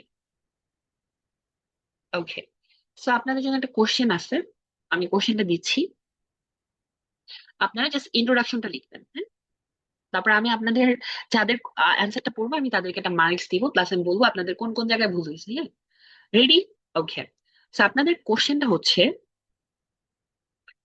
টেকনোলজি নিয়ে দিব। সাম people believe that,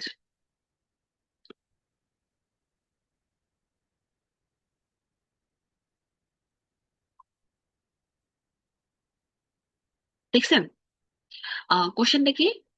some people believe that, তারপর কি দেওয়া যেতে পারে যে technology has made our life easier, তাই না? আর টেকনোলজিকে আমাদের জীবনটা সহজ করে তুলেছে। জাস্ট ছোট একটা ইন্ট্রো আর কি। সাম people believe that technology has made our life easier. এবার কোশ্চেনটা হচ্ছে, আমি এখন কোশ্চেন টাইপ, তাই না? এখন কোশ্চেন হচ্ছে, সরি, এখানে লাইভস হবে। ওকে, কোশ্চেনটা হচ্ছে এগ্রি ডিসএগ্রি নিয়ে দিই, টু হোয়াট এক্সটেন্ট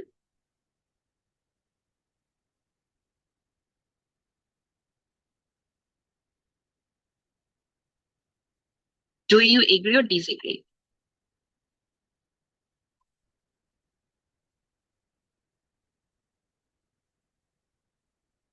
ওকে, আপনাদের এখন কয়টা বাজে? এখন হচ্ছে আপনার আহ 10, 11টা 31 বাজে। আপনারা 11টা 34-এর মধ্যে চ্যাট বক্স এটা করবেন, সাবমিট করবেন। আর আপনাদের লেখা দেখবো, তারপর আপনাদের কার কোথায় ভুল হয়েছে সেটা আমি আপনাদের বলবো। ইভেন কে কত ডিজার্ভ করেন সেটা আমি বলে দিব।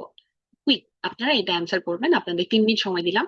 যে সাম people believe that technology has made our life easier, হ্যাঁ। ওকে, আপনাদের সময় স্টার্ট। আপনারা জাস্ট এটার ইন্ট্রো করবেন, হ্যাঁ, জাস্ট এটার ইন্ট্রোডাকশনটা, আর কিছু লাগবে না। ইন্ট্রোডাকশনটা করেন এটার। একটু খাতা কলম খাটান।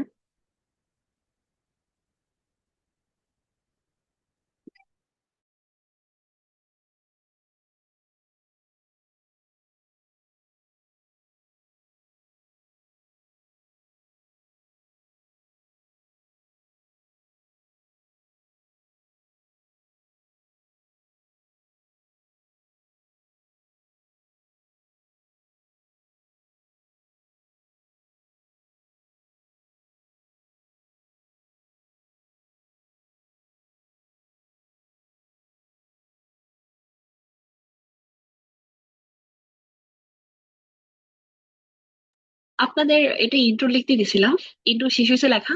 জাস্ট যতটুকু আর কি মাথায় আসে, সমস্যা নেই, একটু মাথা খাটান।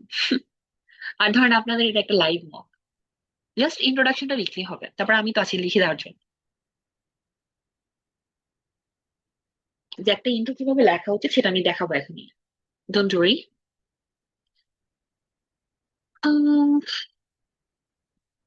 ওকে, আলিফ ভাই লিখছে। আপনার হাবিব ওয়াহিদ ভাই লেখা হয়েছে। Okay, technology has become an important part, okay, our life, daily life. Habib ভাই আপনি স্পেলিং এ দিয়ে একটু সতর্ক হবেন। তারপর some people believe that it has made our life easier, কিছুটা। খায়রুল ভাই যেটা লিখেছে আমি দেখি, খায়রুল ভাইটা মোটামুটি ভালো হয়েছে।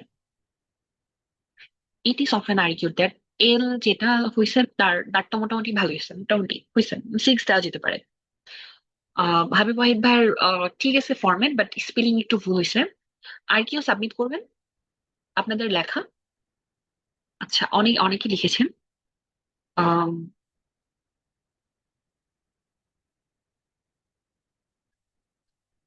লাস্টে ডাবল ওয়ান, উনি অনেক ভালো লিখছেন, উনি তো প্রায় আল মাহমুদ ভাই, ওকে। চলেন আপনারা সাবমিট করতে থাকেন, এবার আমি আপনাদের দেখাই ফাঁকে যারা লিখেছেন তাদেরটা তো পড়লাম। খেয়াল করেন, আরেকটু পড়ি যে কারা কারা অ্যান্সার করেছেন। আচ্ছা, আহমেদ শরীফ ভাইটা মোটামুটি হয়েছে। ওকে, চলেন, ধন্যবাদ যারা সাবমিট করেছেন, আর যারা রাখছেন সমস্যা নাই, চলেন।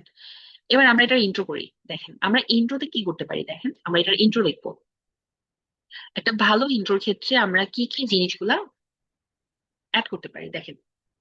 ফার্স্ট অফ অল আমাদের টপিকটা হইতেছে যে আপনার সাম পিপল বিলিভ দ্যাট, কিছু মানুষ মনে করে যে technology has made our life easier, টেকনোলজিকে আমাদের জীবনকে সহজ করে রেখেছে। এখন আমরা এগ্রি ডিসএগ্রি করতেছি, এখানে আমার কি দরকার, আমার হচ্ছে কোশ্চেনটা প্যারাফ্রেজিং করা দরকার, এন্ড তারপর হচ্ছে কি দরকার, একটা থিসিস স্টেটমেন্ট দেওয়ার দরকার, তাই না?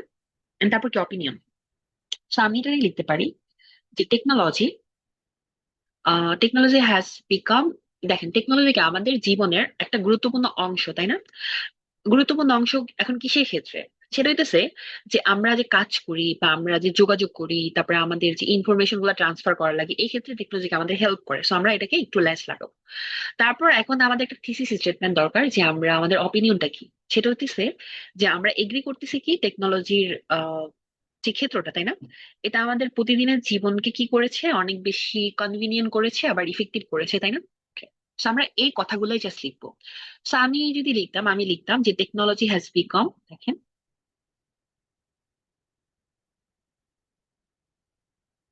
ওইটা আমি একটু স্পেস নিয়ে নিই।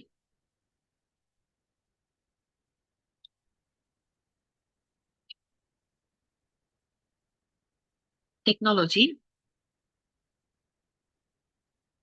Has become an integral part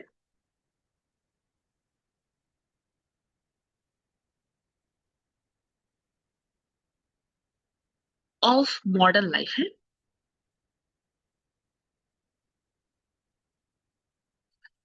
এখন আমরা যদি ডিটেলস দিই যে মডার্ন লাইফে এটা কিভাবে গুরুত্বপূর্ণ একটা অংশ বা অবিচ্ছেদ্য একটা অংশ হয়, সেটা হইতেছে আমাদের ডেইলি লাইফের কাজ, আমাদের কমিউনিকেশন, এটাকে কি করেছে, সহজ করে তুলেছে, তাই না? সো আমরা লিখতে পারি ট্রান্সফর্মিং দ্য ওয়ে, দেখেন,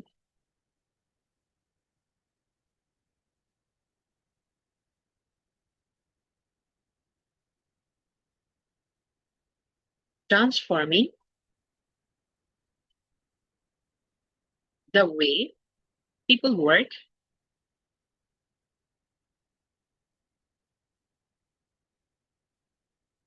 তারপর আর কিসের ক্ষেত্রে, সেটা হচ্ছে কমিউনিকেট, তাই না, যোগাযোগের ক্ষেত্রে। আর কিসের ক্ষেত্রে, ইনফরমেশন এক্সেসের ক্ষেত্রে। কমিউনিকেট অ্যান্ড এক্সেস ইনফরমেশন, তাই না, এবং তথ্যের ক্ষেত্রে। শেষ। এবার আমার হচ্ছে একটা কি দরকার, এটা হচ্ছে আমার ক্লিয়ার পয়েন্ট, তাই না, প্যারাফ্রেজ দ্য কোশ্চেন। এবার আমার একটা কি দরকার, থিসিস স্টেটমেন্ট, তাই না? এবার আমি এগ্রি করবো নাকি ডিসএগ্রি করবো, অবশ্যই আমি এগ্রি করবো। So আমি বলবো যে I strongly agri that.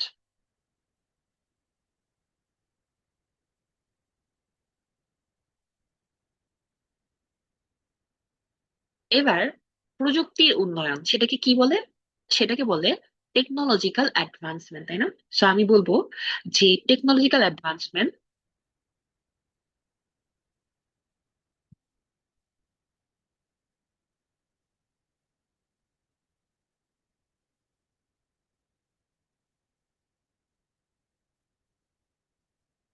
Technological advancement কি করেছে, আমাদের দৈনন্দিন জীবনকে অনেক সহজ করে তুলেছে, তাই না? দেখেন, হ্যাভ মেড কি আমাদের এভরি লাইফ, তাই না, আওয়ার এভরিডে লাইফ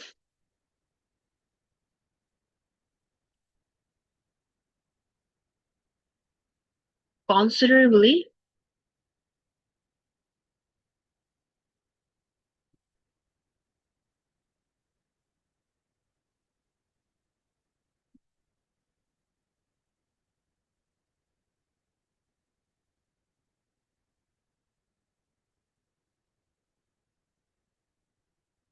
কনসিডারেবলি কি লিখতে পারি, মোর কনভিনিয়েন্ট এন্ড এফিশিয়েন্ট, তাই না?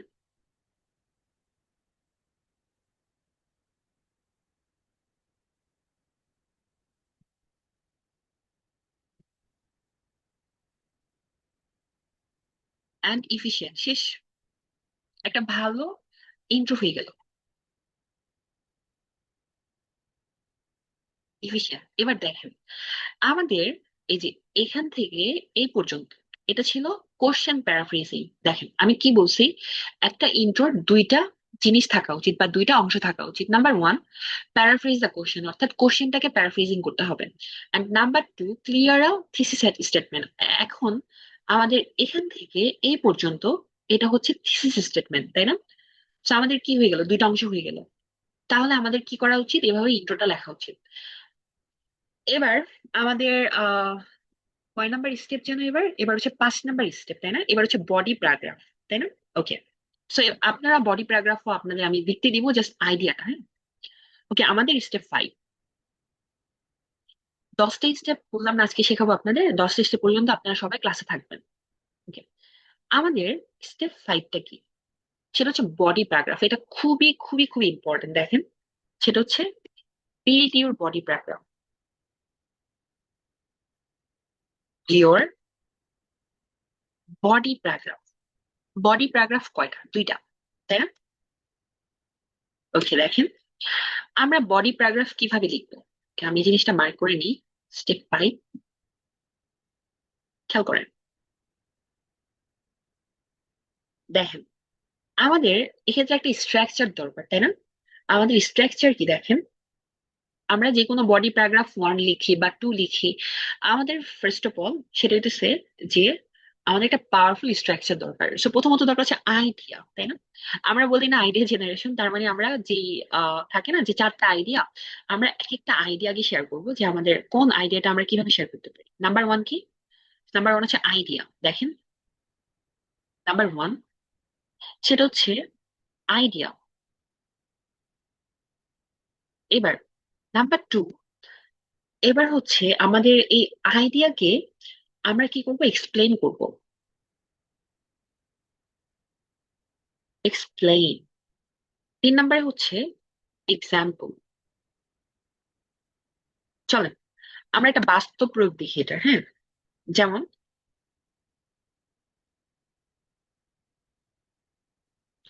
দেখেন আমরা একটু আগে আমরা কি দেখলাম যেন, ওইটা বেট, এই যে আমাদের কোশ্চেন ছিল কি নিয়ে, টেকনোলজিক্যাল অ্যাডভান্সমেন্ট নিয়ে, তাই না? কোশ্চেনের। তো আমরা চলেন টেকনোলজিক্যাল অ্যাডভান্সমেন্টস এর একটা পয়েন্ট দিই, সেটা হইতেছে কমিউনিকেশন। কারণ কি করে ওরা আমাদের কমিউনিকেশন, যোগাযোগের ক্ষেত্রে কি হেল্প করে। যেমন লং ডিস্টেন্স যারা থাকে তাদের ক্ষেত্রে আমরা কি করতে পারি, আমরা বিভিন্ন থ্রুতে কথা বলতে পারি, লাইক ভিডিও কলিং বা সোশ্যাল মিডিয়াতে চ্যাটিং, তাই না? সো তার চলেন আমরা জাস্ট আমাদের আইডিয়া হইতেছে কমিউনিকেশন। তো আমরা আইডিয়াটা দিই। তো আমরা আইডিয়াতে কি লিখতে পারি, কথার কথা দেখেন, আমরা এখানে লিখতে পারি যে টেকনোলজি ইমপ্রুভস কমিউনিকেশন। টেকনোলজি কি করে, কমিউনিকেশনে কি করে হেল্প করে, তাই না? Technology improves communication.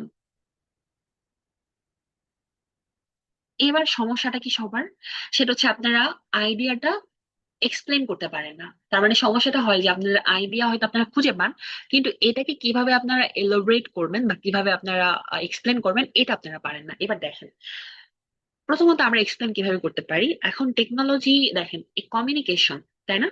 এখন এই আইডিয়াটা আপনার কেন এবং কিভাবে এটা কমিউনিকেশন করা হয়, কিভাবে আপনারা হোয়াই এবং হাউ দিয়ে নিজেকে কোশ্চেন করেন যে কিভাবে এই টেকনোলজিটা আমাদের ইমপ্রুভ করে, হ্যাঁ। তো এই ক্ষেত্রে আমরা যেটা বলতে পারি যে মানুষ কমিউনিকেট করতে পারে কি, যে লং ডিস্টেন্সের মানুষের সাথেও কমিউনিকেট করতে পারে কিসের থ্রুতে, টেকনোলজির থ্রুতে, হ্যাঁ। তো আমরা তো এখন বলতে পারি যে পিপল ক্যান কমিউনিকেট, আমাদের এক্সপ্লেন এটা, পিপল ক্যান কমিউনিকেট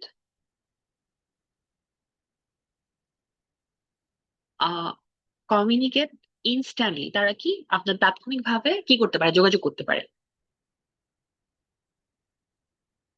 ইনস্ট্যান্টলি, তারপরে কি হতে পারে রিগার্ডলেস অফ ডিস্টেন্স, মানে দ্রুত যাই হোক না কেন মানুষ কি করতে পারে ইনস্ট্যান্টলি যোগাযোগ করতে পারে। তারপরে আমরা এক্সাম্পল দিব অবশ্যই। দেখেন পিপল ক্যান কমিউনিকেট ইনস্ট্যান্টলি, তারপরে কি রিগার্ডলেস অফ ডিস্টেন্স।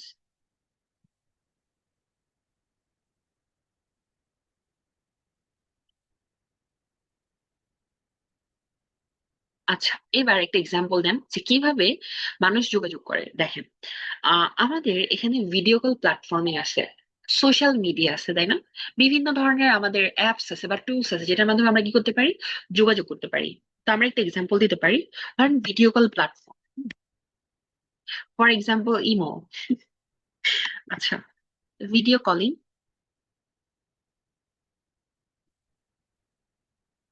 প্ল্যাটফর্ম, তাই না?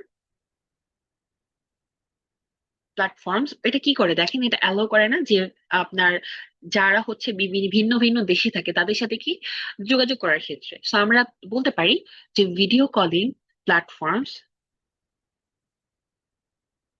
অ্যালাউ ফ্যামিলিজ, তাই না?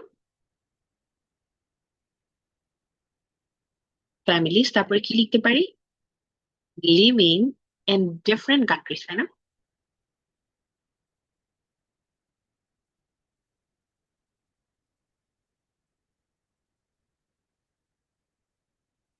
ডিফারেন্ট কান্ট্রিজ, তারপরে কি করতে, কানেক্টেড করতে, টু স্টে কানেক্টেড।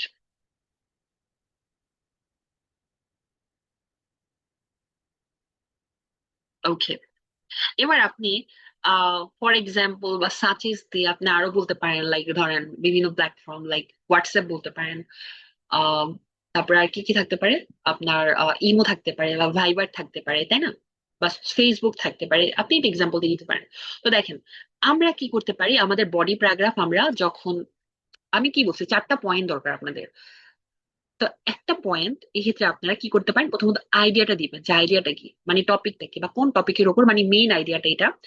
এরপর এটাকে আমরা এক্সপ্লেন করব, এক্সপ্লেন করার পর আমরা কি করব, আমরা এক্সাম্পল দিব, শেষ। এবার দেখেন এখনো কাজ শেষ হয় নাই, এবার হচ্ছে আমাদের 6 নাম্বার স্টেপ, এটা অনেক দরকার। দেখেন সেটা হচ্ছে ভোকাবুলারি নিয়ে আমাদের যে মিসকনসেপশন বা আমাদের মিসলিড করা হয় বা মিসগাইড করা হয়, সেটা এখন আলোচনা করি। দেখেন স্টেপ 6, আর 4টে স্টেপ আছে, একটু কষ্ট করতে হবে প্লিজ, আপনারা আজকে কষ্ট করেন, কালকে থেকে আপনাদের রাইটিং এ ভালো হবে। দেখেন স্টেপ 6, দেখেন স্টেপ 6-এ আমরা কি শিখবো বা কি জানবো, সেটা হইতেছে যে আমাদের অ্যাডভান্স ভোকাবুলারি আমরা কিভাবে ইউজ করতে পারি। নট লাইক দ্যাট আমাদের প্রত্যেকটা সেন্টেন্স অ্যাডভান্স ভোকাবুলারি লাগবে, সেটা হচ্ছে কিছু কেসেসে আমরা আমাদের কমন ভোকাবুলারিকে জাস্ট অ্যাডভান্স লিখি। আমি দেখাবো, দেখেন আমি প্র্যাকটিক্যালি দেখাবো একবারে। স্টেপ 6 কি দেখেন, সেটা হচ্ছে টপিক কি আমাদের ইউজ অ্যাডভান্স ভোকাবুলারি ন্যাচারালি, আমরা কিভাবে অ্যাডভান্স ভোকাবুলারি ন্যাচারালি লিখতে পারবো। দেখেন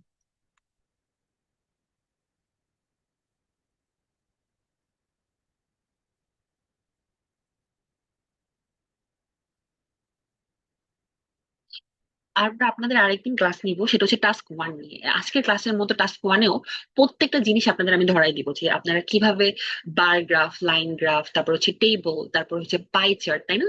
তারপরে ম্যাপ বা ডায়াগ্রাম লিখবেন, আমি দেখাবো আরেকটা ক্লাসে, আরেকটা ওরিয়েন্টেশন ক্লাসে। আপাতত রাইটিং টাস্ক 2 ক্লাসগুলো শেষ হোক, যাই হোক। দেখেন ইউজ অ্যাডভান্স ভোকাবুলারি ন্যাচারালি, তাই না? দেখেন অ্যাডভান্স ভোকাবুলারি আমরা ভাবি যে আমাদের প্রত্যেকটা সেন্টেন্সে অ্যাডভান্স ভোকাবুলারি লাগবে, বাট নট লাইক দ্যাট, এরকমটা না। আমি এখনই দেখাবো কিভাবে আপনারা অ্যাডভান্স ভোকাবুলারি ইউজ করতে পারেন। দেখেন ফার্স্ট অফ অল একটা সতর্কবার্তা, সেটা হইতেছে কি যে don't try to use complicated words everywhere, অর্থাৎ আপনাকে প্রত্যেকটা জায়গাতেই আপনাকে কমপ্লিকেটেড ওয়ার্ডস বা অ্যাডভান্স ভোকাবুলারি বা ফ্যান্সি ওয়ার্ডস ইউজ করতে হবে না। সো আমি আগে সতর্কবার্তা দিয়ে দিই, সেটা কি যে don't it, don't try to use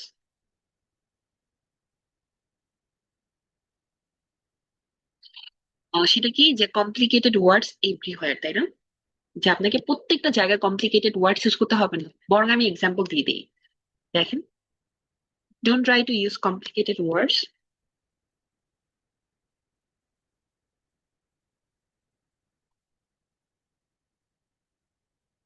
everywhere. হ্যাঁ, আপনাকে প্রত্যেকটা জায়গাতেই কমপ্লিকেটেড ওয়ার্ডস ইউজ করা লাগবে না।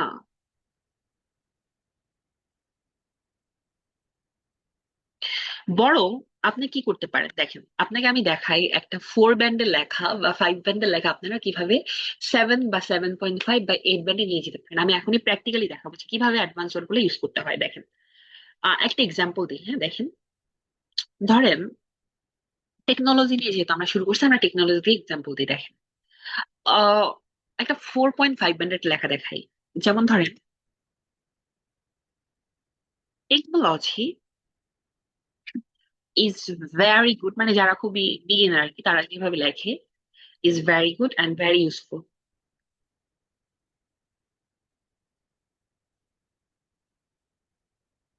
এই তো ছড়া একটা 4.5 থেকে 5 ব্যান্ডের লেখা। হ্যাঁ, আমি 5ই ধরলাম, 5 ব্যান্ড। হ্যাঁ,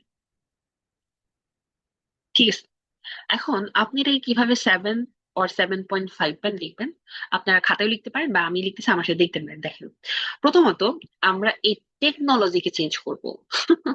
এখন টেকনোলজিকে আমরা কি দিব জানেন, আমরা টেকনোলজিকে লিখবো টেকনোলজিক্যাল অ্যাডভান্সমেন্ট। দেখেন, আমরা প্রথমে এটাকে চেঞ্জ করি।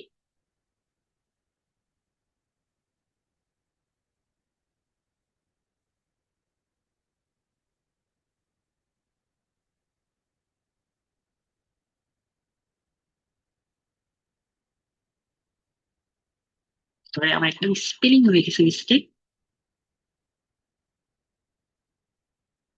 হ্যাঁ, টেকনোলজিক্যাল অ্যাডভান্সমেন্ট। এবার দেখেন, ইটস ভেরি গুড, তাই না? সো বা ভেরি ইউজফুল, যাই হোক না কেন, আমরা বলবো যে এটা কি করছে। দেখেন, এটা আমাদের জীবনকে উন্নত করছে, তাই না? ওকে, সো আমরা লিখবো টেকনোলজিক্যাল অ্যাডভান্সমেন্ট হ্যাভ সিগনিফিকেন্টলি। আমরা ভ্যারির পরিবদলে দেখেন, আমরা যে ভ্যারি, তাই না, ভ্যারির পরিবর্তে আমরা কি লিখতে পারি, আমরা সিগনিফিকেন্টলি লিখতে পারি। দেখেন, হ্যাভ সিগনিফিকেন্টলি।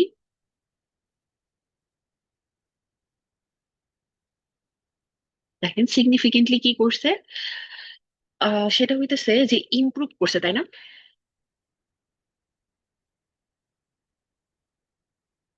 ইমপ্রুভড, সেটা হচ্ছে কি পিপলস কোয়ালিটি অফ লাইফ, মানে মানুষের জীবনকে বা জীবনধারা কি করেছে, মানসম্মত করেছে। ইমপ্রুভ পিপলস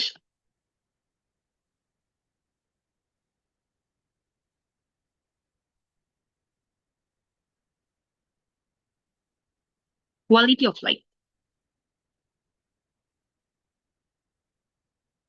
এবার দেখেন, আপনারা কমন ওয়ার্ডকে আনকমন কিভাবে বানাবেন, আমি কিছু ওয়ার্ড দিয়ে দিই আপনাদের। দেখেন, ফর এক্সাম্পল, এখানে ইম্পর্টেন্ট আছে, কথার কথা। হুম,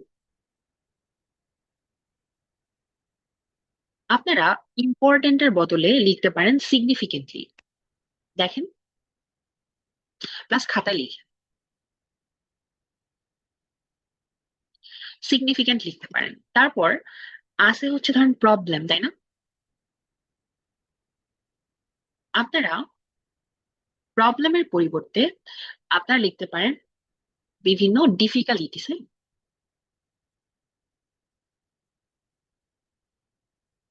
বা আপনারা লিখতে পারেন ইস্যু, আপনারা লিখতে পারেন কনসার্ন,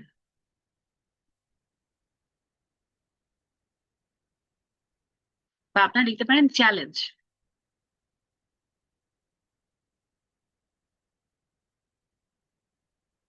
এবার, ও সরি, এখানে কনসার্ন হবে, এ লিখতে ভুলে গেছি। ঠিক আছে এবার। আচ্ছা, এবার দেখেন, আছে হচ্ছে হেল্প, তাই না? আপনারা হেল্পের পরিবর্তে লিখতে পারেন অ্যাসিস্ট।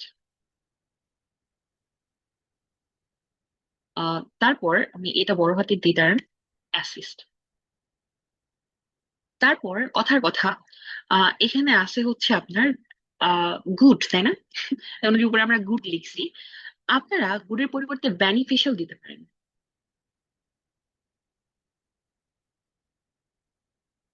তারপরে ধরেন আবার আছে হচ্ছে কোনো কিছু খারাপ, মানে ব্যাড। নো, আপনারা ব্যাড এর পরিবর্তে আপনারা ডেট্রিমেন্টাল দিতে পারেন।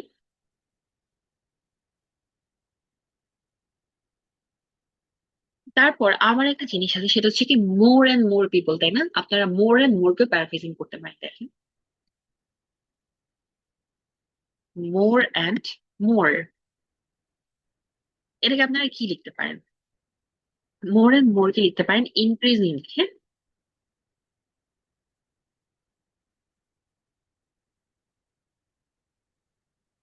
লিখতে পারছেন? এই যে কি তেমন কিছু দরকার নাই, জাস্ট আমরা যে বেসিক ওয়ার্ড গুলো লিখি এই বেসিক ওয়ার্ড গুলাকে আমরা একটু ফ্যান্সি ভাবে লিখবো, তাইলেই হবে। আমাদের প্রত্যেকটা সেন্টেন্স, প্রত্যেকটা লাইন লাইন বেন্ডের হতে হবে না। কারণ কি, আপনারা কমপ্লিকেটেড করতে গিয়ে কি হয়, আপনাদের গ্রামার ভুল যায়, আপনাদের স্পেলিং ভুল যায়, তাই না? আপনাদের ওয়ার্ড, আপনার অর্ডারটা মেনটেন করে না। সো এটা করা যাবে না। আমরা জাস্ট এইরকম ধরেন ইম্পর্টেন্ট আছে আমরা এটাকে সিগনিফিকেন্ট দিয়ে দিব বা ক্রুশাল দিয়ে দিব, তাই না? বা আপনার আর কি আছে, প্যারামাউন্ট আছে, তাই না? এগুলো আমরা দিব। প্রবলেম, আমরা এখানে ডিফিকাল্টিস দিতে পারি, আমরা ইস্যু দিতে পারি, আমরা চ্যালেঞ্জ দিতে পারি, তাই না? হেল্প আছে, আমরা হেল্পের প্রতি অ্যাসিস্ট ইউজ করতে পারি, আমরা গুডের পরিবর্তে বেনিফিশিয়াল ইউজ করতে পারি, আমরা ব্যাডের পরিবর্তে ডেট্রিমেন্টাল ইউজ করতে পারি, আমরা মোর এন্ড মোর এর পরিবর্তে ইনক্রিজিং ইউজ করতে পারি। এমন অসংখ্য ওয়ার্ড আছে, আমি আপনাদের সবগুলো ওয়ার্ডস লিস্ট দিব। আচ্ছা ঠিক আছে, এবার এবার আমরা যাই যে স্টেপ 7-এ। দেখেন আমরা কিন্তু অলমোস্ট শেষের দিকে চলে আসছি। তো দেখেন আমাদের স্টেপ 7টা কি, সেটা হইতেছে যে আমাদের আইডিয়াটা কি হইতে হবে, কোহিয়ারেন্ট হওয়ার জন্য আমাদের লিঙ্কিং ওয়ার্ড দরকার। এটা হচ্ছে লিঙ্কিং ওয়ার্ড। দেখেন যে আমাদের লিঙ্কিং ওয়ার্ড দরকার। চলেন আমরা লিঙ্কিং ওয়ার্ডটা ইউজ করি। আসেন, স্টেপ 7,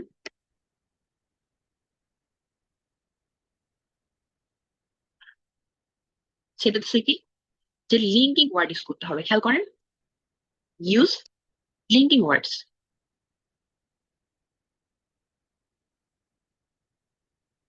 আচ্ছা, এখন লিঙ্কিং ওয়ার্ডস কি করে, আমাদের লেখার যে একটা ফ্লো, তাই না?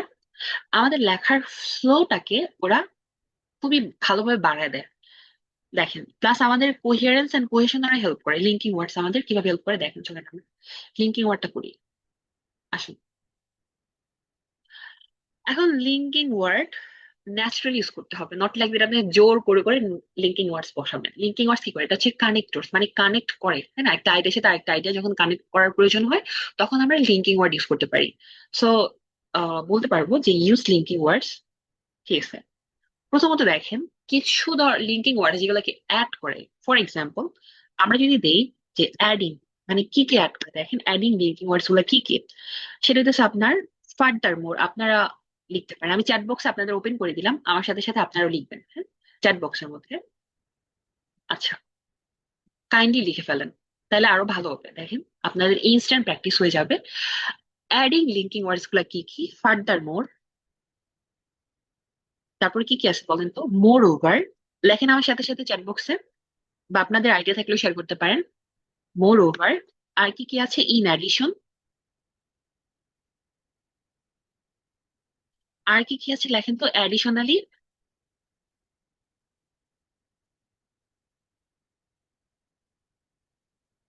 লেখেন তাহলে ভালো লাগবে, অ্যাডিশনালি।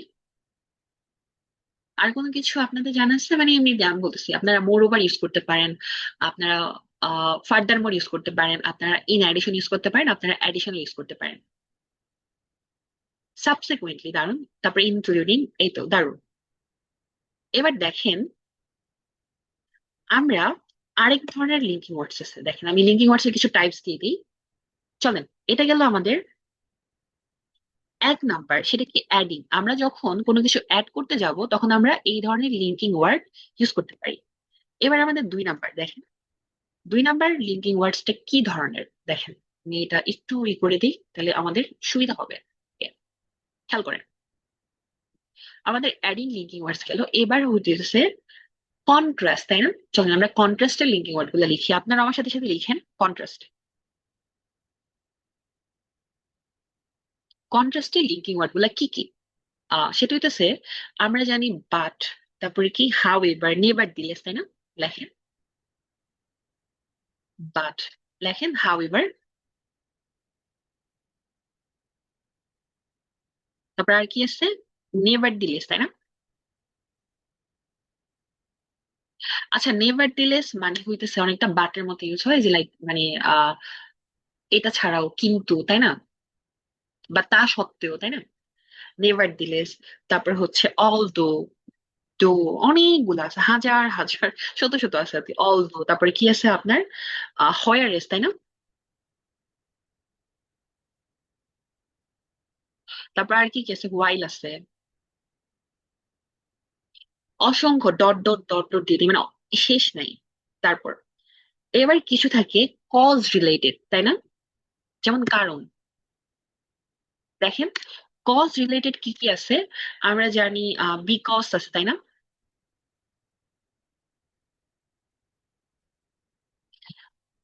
বিকজ আছে, তাই না? এরপর আর কি কি আছে, বিকজ আছে, তারপর হচ্ছে আপনার ডিউ টু আছে, তাই না? ডিউ টু আছে, গুড। তারপর হচ্ছে সো আছে, এরপর দেয়ারফর আছে, তারপর আর কি কি আছে, কনসিকুয়েন্টলি আছে, তাই না?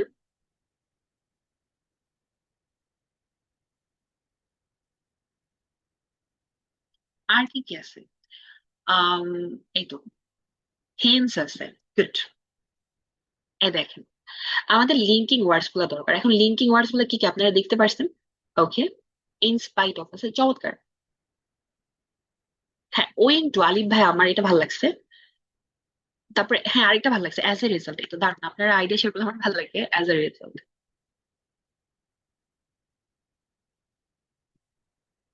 As a result. ওকে। আর কন্টেস্টের মধ্যে আমরা আরেকটা কি পাইছি, যে বিকজ অফ আছে, ডিউ টু আছে, তারপর আর কি আছে, ওয়িং টু আছে, এটাও ভালো, ওয়িং টু, দারুণ। ওকে, আমি চ্যাট বক্সে টপ করে দিচ্ছি, আপনাদের অনেক ধন্যবাদ অ্যান্সার করার জন্য।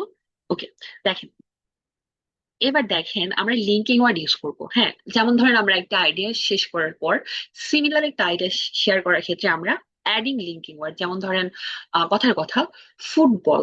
ফুটবল আমাদের কি করে, প্রথমত এটা আমাদের একটা ফিজিক্যাল এক্সারসাইজ, তাই না? আবার দ্বিতীয়ত এটা আমাদের কি করে, এটা আমাদের টিম কম্বিনেশন বা কমিউনিকেশন বিল্ড আপ করে। তখন আমরা কি করতে পারি, আমরা অ্যাডিং লিঙ্কিং ওয়ার্ড ইউজ করতে পারি, যে এটা ছাড়াও, হ্যাঁ, মোর ওভার বা ফার্দার মোর বা ইন অ্যাডিশন বা অ্যাডিশনালি। তারপর কন্ট্রাস্ট, যখন কিনা দুইটা বিপরীত আইডিয়া থাকবে তখন আমরা কন্ট্রাস্ট ইউজ করতে পারি, যেমন বাট, হাউ এভার, নেভার দিলেস, তারপরে অলদো, হোয়ারেস্ট, বাইল, এগুলো ইউজ করতে পারি। এরপর কজ রিলেটেড, কোনো কিছুর কারণ, তাই না? এই কারণে এটা হয়েছে, বা এটার জন্য এটা হয়েছে, বা এর ফলে এটা হয়েছে, তাই না? তখন আমরা বিকজ ইউজ করতে পারি, আমরা ডিউ টু ইউজ করতে পারি, আমরা ওয়িং টু ইউজ করতে পারি, আমরা সো ইউজ করতে পারি, আমরা দেয়ারফর ইউজ করতে পারি, আমরা কনসিকুয়েন্টলি ইউজ করতে পারি, আমরা হেন্স বা অ্যাজ এ রেজাল্ট ইউজ করতে পারি। তো এই গেল আমাদের লিঙ্কিং ওয়ার্ড, কিন্তু এখানে একটা সতর্ক বার্তা আছে, দেখেন আমি সতর্ক বার্তা দিয়ে দিই, খেয়াল করেন।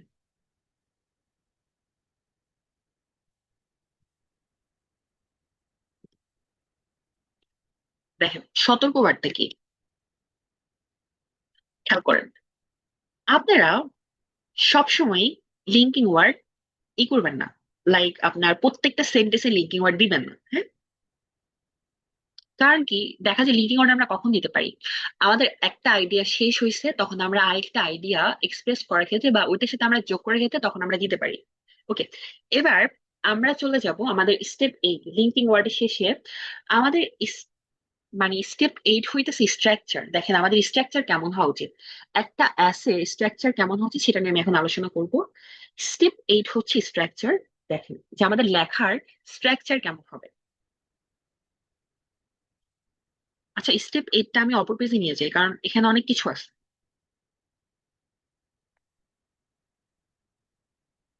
হ্যাঁ, এই পেজে নিয়ে যাই, এটা বেটার হবে।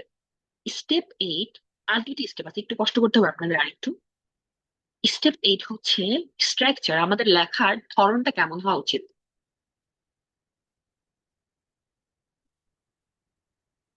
দেখেন আমাদের 1 নাম্বার, আমাদের শুরুতে একটা ইন্ট্রো দরকার, তাই না?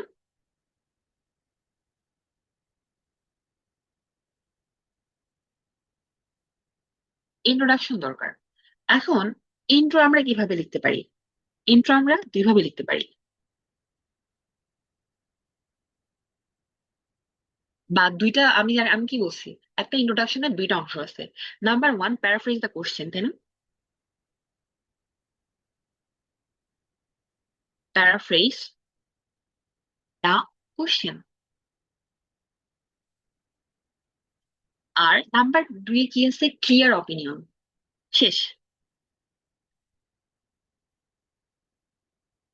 এই হলো আমাদের ইন্ট্রো। এবার ইন্ট্রোর পর আমাদের দ্বিতীয় কাজ কি, দাঁড়ান আমি এটা একটু হাইলাইট করে নিই। ওকে, আর এটা খাতায় লিখবেন অবশ্যই। আর যদি পসিবল হয় আমাকে হোয়াটসঅ্যাপে দেখাবেন হোমওয়ার্কটা। আচ্ছা, এবার 2 নাম্বার স্টেপ কি, সেটা হইতেছে বডি প্যারাগ্রাফ 1। হ্যাঁ,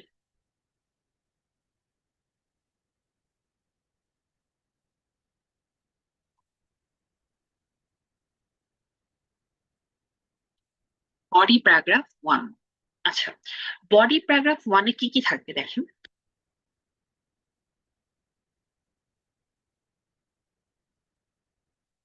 এখানে আপনার 2টা মেন এরিয়া থাকবে। এখন আপনি মেন এরিয়াকে কিভাবে এক্সপ্রেস করবেন দেখেন।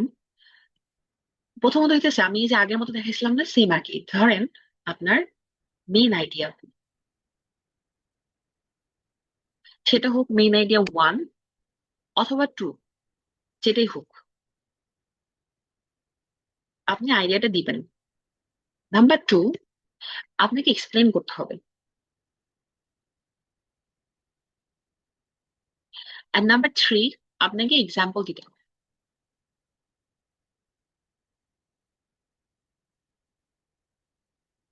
এবার 3 নাম্বার,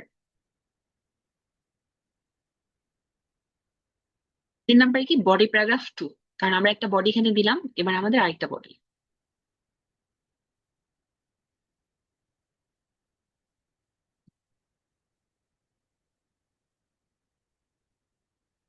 বডি প্যারাগ্রাফ 2। আচ্ছা, বডি প্যারাগ্রাফ 2তে আমাদের কি করতে হবে দেখেন। এখানে আমাদের আরো 2টা মেন আইডিয়া লাগবে দেখেন, 2টা মেন আইডিয়া। এবার এখানে আমাদের কি করা লাগবে, আইডিয়া 3 অথবা 4, যেটা হোক ডাজেন্ট ম্যাটার। দেন আমাদের ওই আইডিয়াটাকে কি করতে হবে, এক্সপ্লেন করতে হবে। আমি কিন্তু আপনাদের দেখাইছি কিভাবে আপনাদের আইডিয়া এক্সপ্লেন করা লাগে, কিভাবে এক্সাম্পল দেওয়া লাগে, তাই না? এক্সপ্লেন করবেন, তারপরে কি করবেন, এক্সাম্পল দিবেন। এবার লাস্ট স্টেপ, সেটা হচ্ছে কি কনক্লুশন, তাই না? আচ্ছা, কনক্লুশন নিয়ে অনেকের হয়তো সমস্যা থাকতে পারে, বাট কনক্লুশন আমি ক্লিয়ার করে দিতেছি। দেখেন, কনক্লুশনের বেলায় কি করবেন, খেয়াল করেন। কনক্লুশনের বেলায় আপনি এতক্ষণ যা লিখছেন ওটাকে সামারি করতে হবে, মানে একটা ব্রিফিং করতে হবে, তাই না? তো এটাকে আপনি সামারি করবেন। প্লাস হইতেছে কি, আপনার ওই যে অপিনিয়ন যে আছে না, রিস্টেটমেন্ট, এটাকে বলে রিস্টেট করা। হ্যাঁ, রিস্টেট, রিস্টেট ইউর অপিনিয়ন, মানে আপনার অপিনিয়নকে আবার এটা স্টেটমেন্ট দিতে হবে। শেষ। এই হচ্ছে আমাদের স্ট্রাকচার।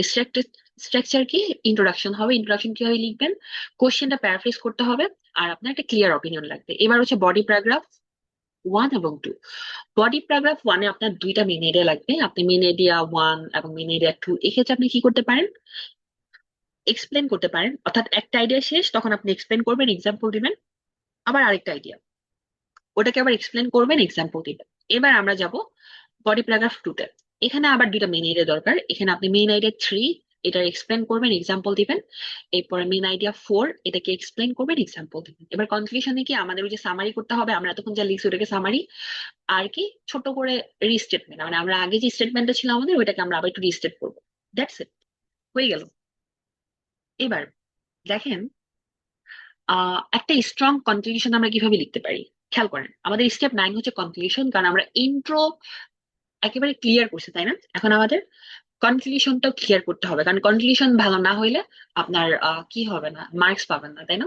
তো আপনার কনক্লুশনটা ভালো হইতে হবে। চলেন আমরা দেখি একটা স্ট্রং কনক্লুশন কিভাবে লিখতে হয়। আমাদের স্টেপ 9 হচ্ছে স্ট্রং কনক্লুশন। এটা জাস্ট বেসিক কনসেপ্ট, তাই না? এবার আমরা যাই স্ট্রং এ। এটা হচ্ছে আমাদের step 9।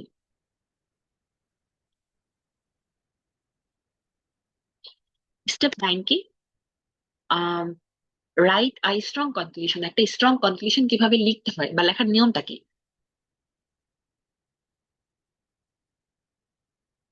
Write a strong conclusion.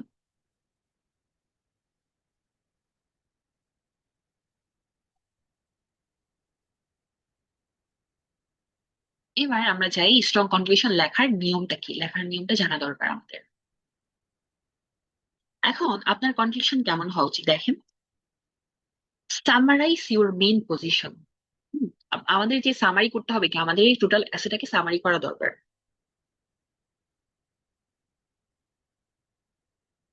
Summarise, sorry,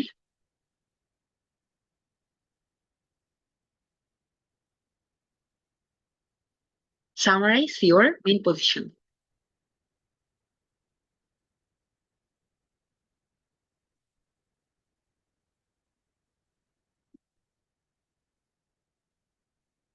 position, হ্যাঁ, আমাদের মেইন পজিশন কি করা উচিত, সামারি করা উচিত। নাম্বার টু,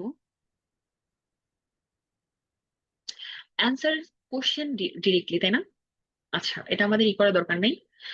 তারপর হইতেছে আমাদের অপিনিয়ন, তাই না, রিস্টেট অপিনিয়ন।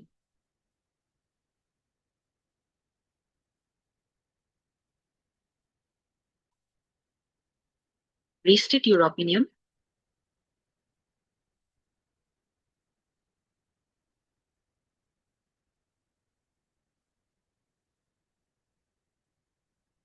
এখন আপনি কনক্লুশনে নতুন কোনো কিছু আনবেন না।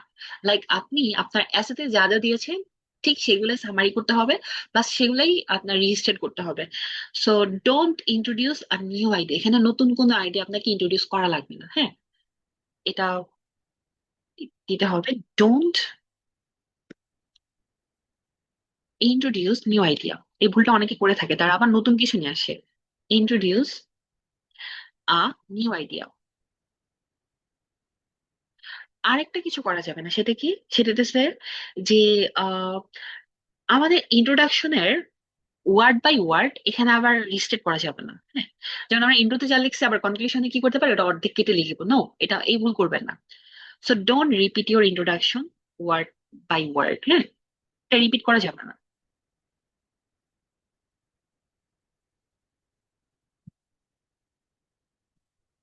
এটা অনেকে করে থাকে, তারা ইন্ট্রোকে আবার এখানে রিপিট করে, নো, এটা করা যাবে না। ডোন্ট রিপিট ইউর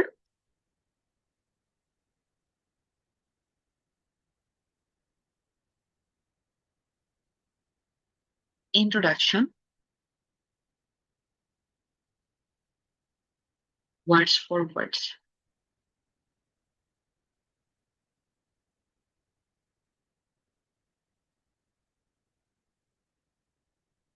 Okay, বা word by words।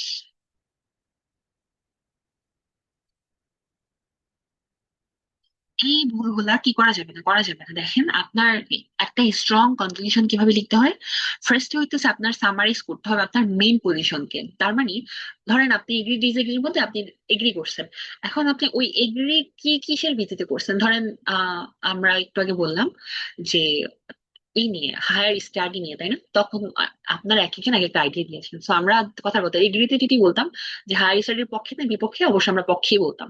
তখন আমরা কি পজিটিভ দিকগুলা যে চারটা আমরা বা তিনটা বা চারটা যে আমরা পয়েন্ট দিছি, পয়েন্ট গুলা জাস্ট আমরা করতাম আর কি, লিখতাম। তারপর কি আমরা আবার বলতাম যে এই জন্য আমরা এগ্রি করছি, এটা আমাদের পজিশন বা অপিনিয়ন, দ্যাটস ইট। কিন্তু আমরা নতুন আইডিয়া নিয়ে আসবো না, আমরা আবার ইন্ট্রোডাকশনের ওই কথাগুলো মানে থাকে না, line by line word by word আমরা এখানে নিয়ে আসবো না, সেটা আমাদের করা যাবে না। লাস্ট স্টেপ সেটা হচ্ছে সাবমিটিং এর আগে আমাদের কি কি জিনিস লক্ষ্য করা উচিত। দেখেন 10 নম্বর স্টেপ হচ্ছে সাবমিটের আগে অন্তত 5 মিনিট সময় রাখবেন রিভিশনের জন্য, তাই না, এটা হচ্ছে লাস্ট স্টেপ। স্টেপ 5, সরি 10, সেটা হচ্ছে কি, সেটা হচ্ছে বিফোর সাবমিটিং, অর্থাৎ সাবমিটিং এর আগে আপনার কোন কোন জিনিস ফোকাস রাখা উচিত, খেয়াল করি প্লিজ। বিফোর সাবমিটিং,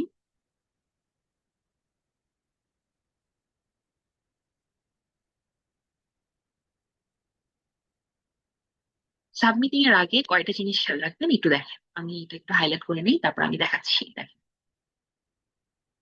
এটা গুরুত্বপূর্ণ জানাটা, কারণ অনেকে সাবমিট করার আগে এই জিনিসগুলো করে না, তারা জাস্ট লিখছে, জমা দিয়ে দিছে। প্রথমত স্পেলিং চেক করা লাগবে,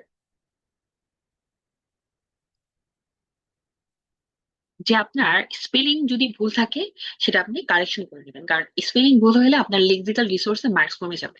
সো স্পেলিং চেক করতে হবে। তারপরে আপনার গ্রামারও চেক করা লাগবে যে আপনার গ্রামারে কোনো এরর আছে কিনা। Grammar check. এরপর আপনাকে পাঞ্চুয়েশন চেক করতে হবে।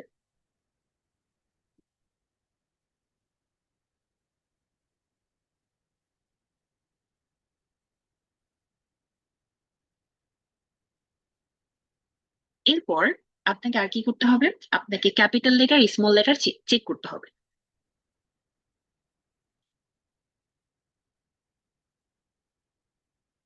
ক্যাপিটাল লেটার আর কি, আর হচ্ছে স্মল লেটার, তাই না?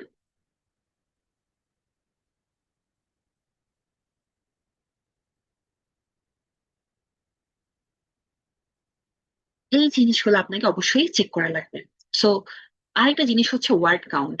এটা আমি দেখতে ভুলে গেছি যে আপনার 250 ওয়ার্ড কমপক্ষে হয়েছে কিনা। বা আমি তো বলছি আপনাদের অন্তত 280 থেকে 290 লিখবেন, এটা বেটার। ওয়ার্ডস কাউন্ট শেষ। এই দেখেন 10 নাম্বার স্টেপটা কি, সেটা হচ্ছে যে আমাদের ওয়ার্ড কাউন্ট দেখা লাগবে। হ্যাঁ দেখেন, 10 নাম্বার হচ্ছে সাবমিটিং এর আগে আমাদের কয়েকটা জিনিস দেখা দরকার। স্পেলিং চেক করতে হবে, গ্রামার চেক করতে হবে, এন্ড পাঞ্চুয়েশন চেক করতে হবে, ক্যাপিটাল লেটার স্মল লেটার এটা চেক করা দরকার, ওয়ার্ডস কাউন্ট চেক করা দরকার। এই 10টা স্টেপ আপনারা যদি মেনটেন করে চলেন, আই বিলিভ আপনারা ভালো করবেন।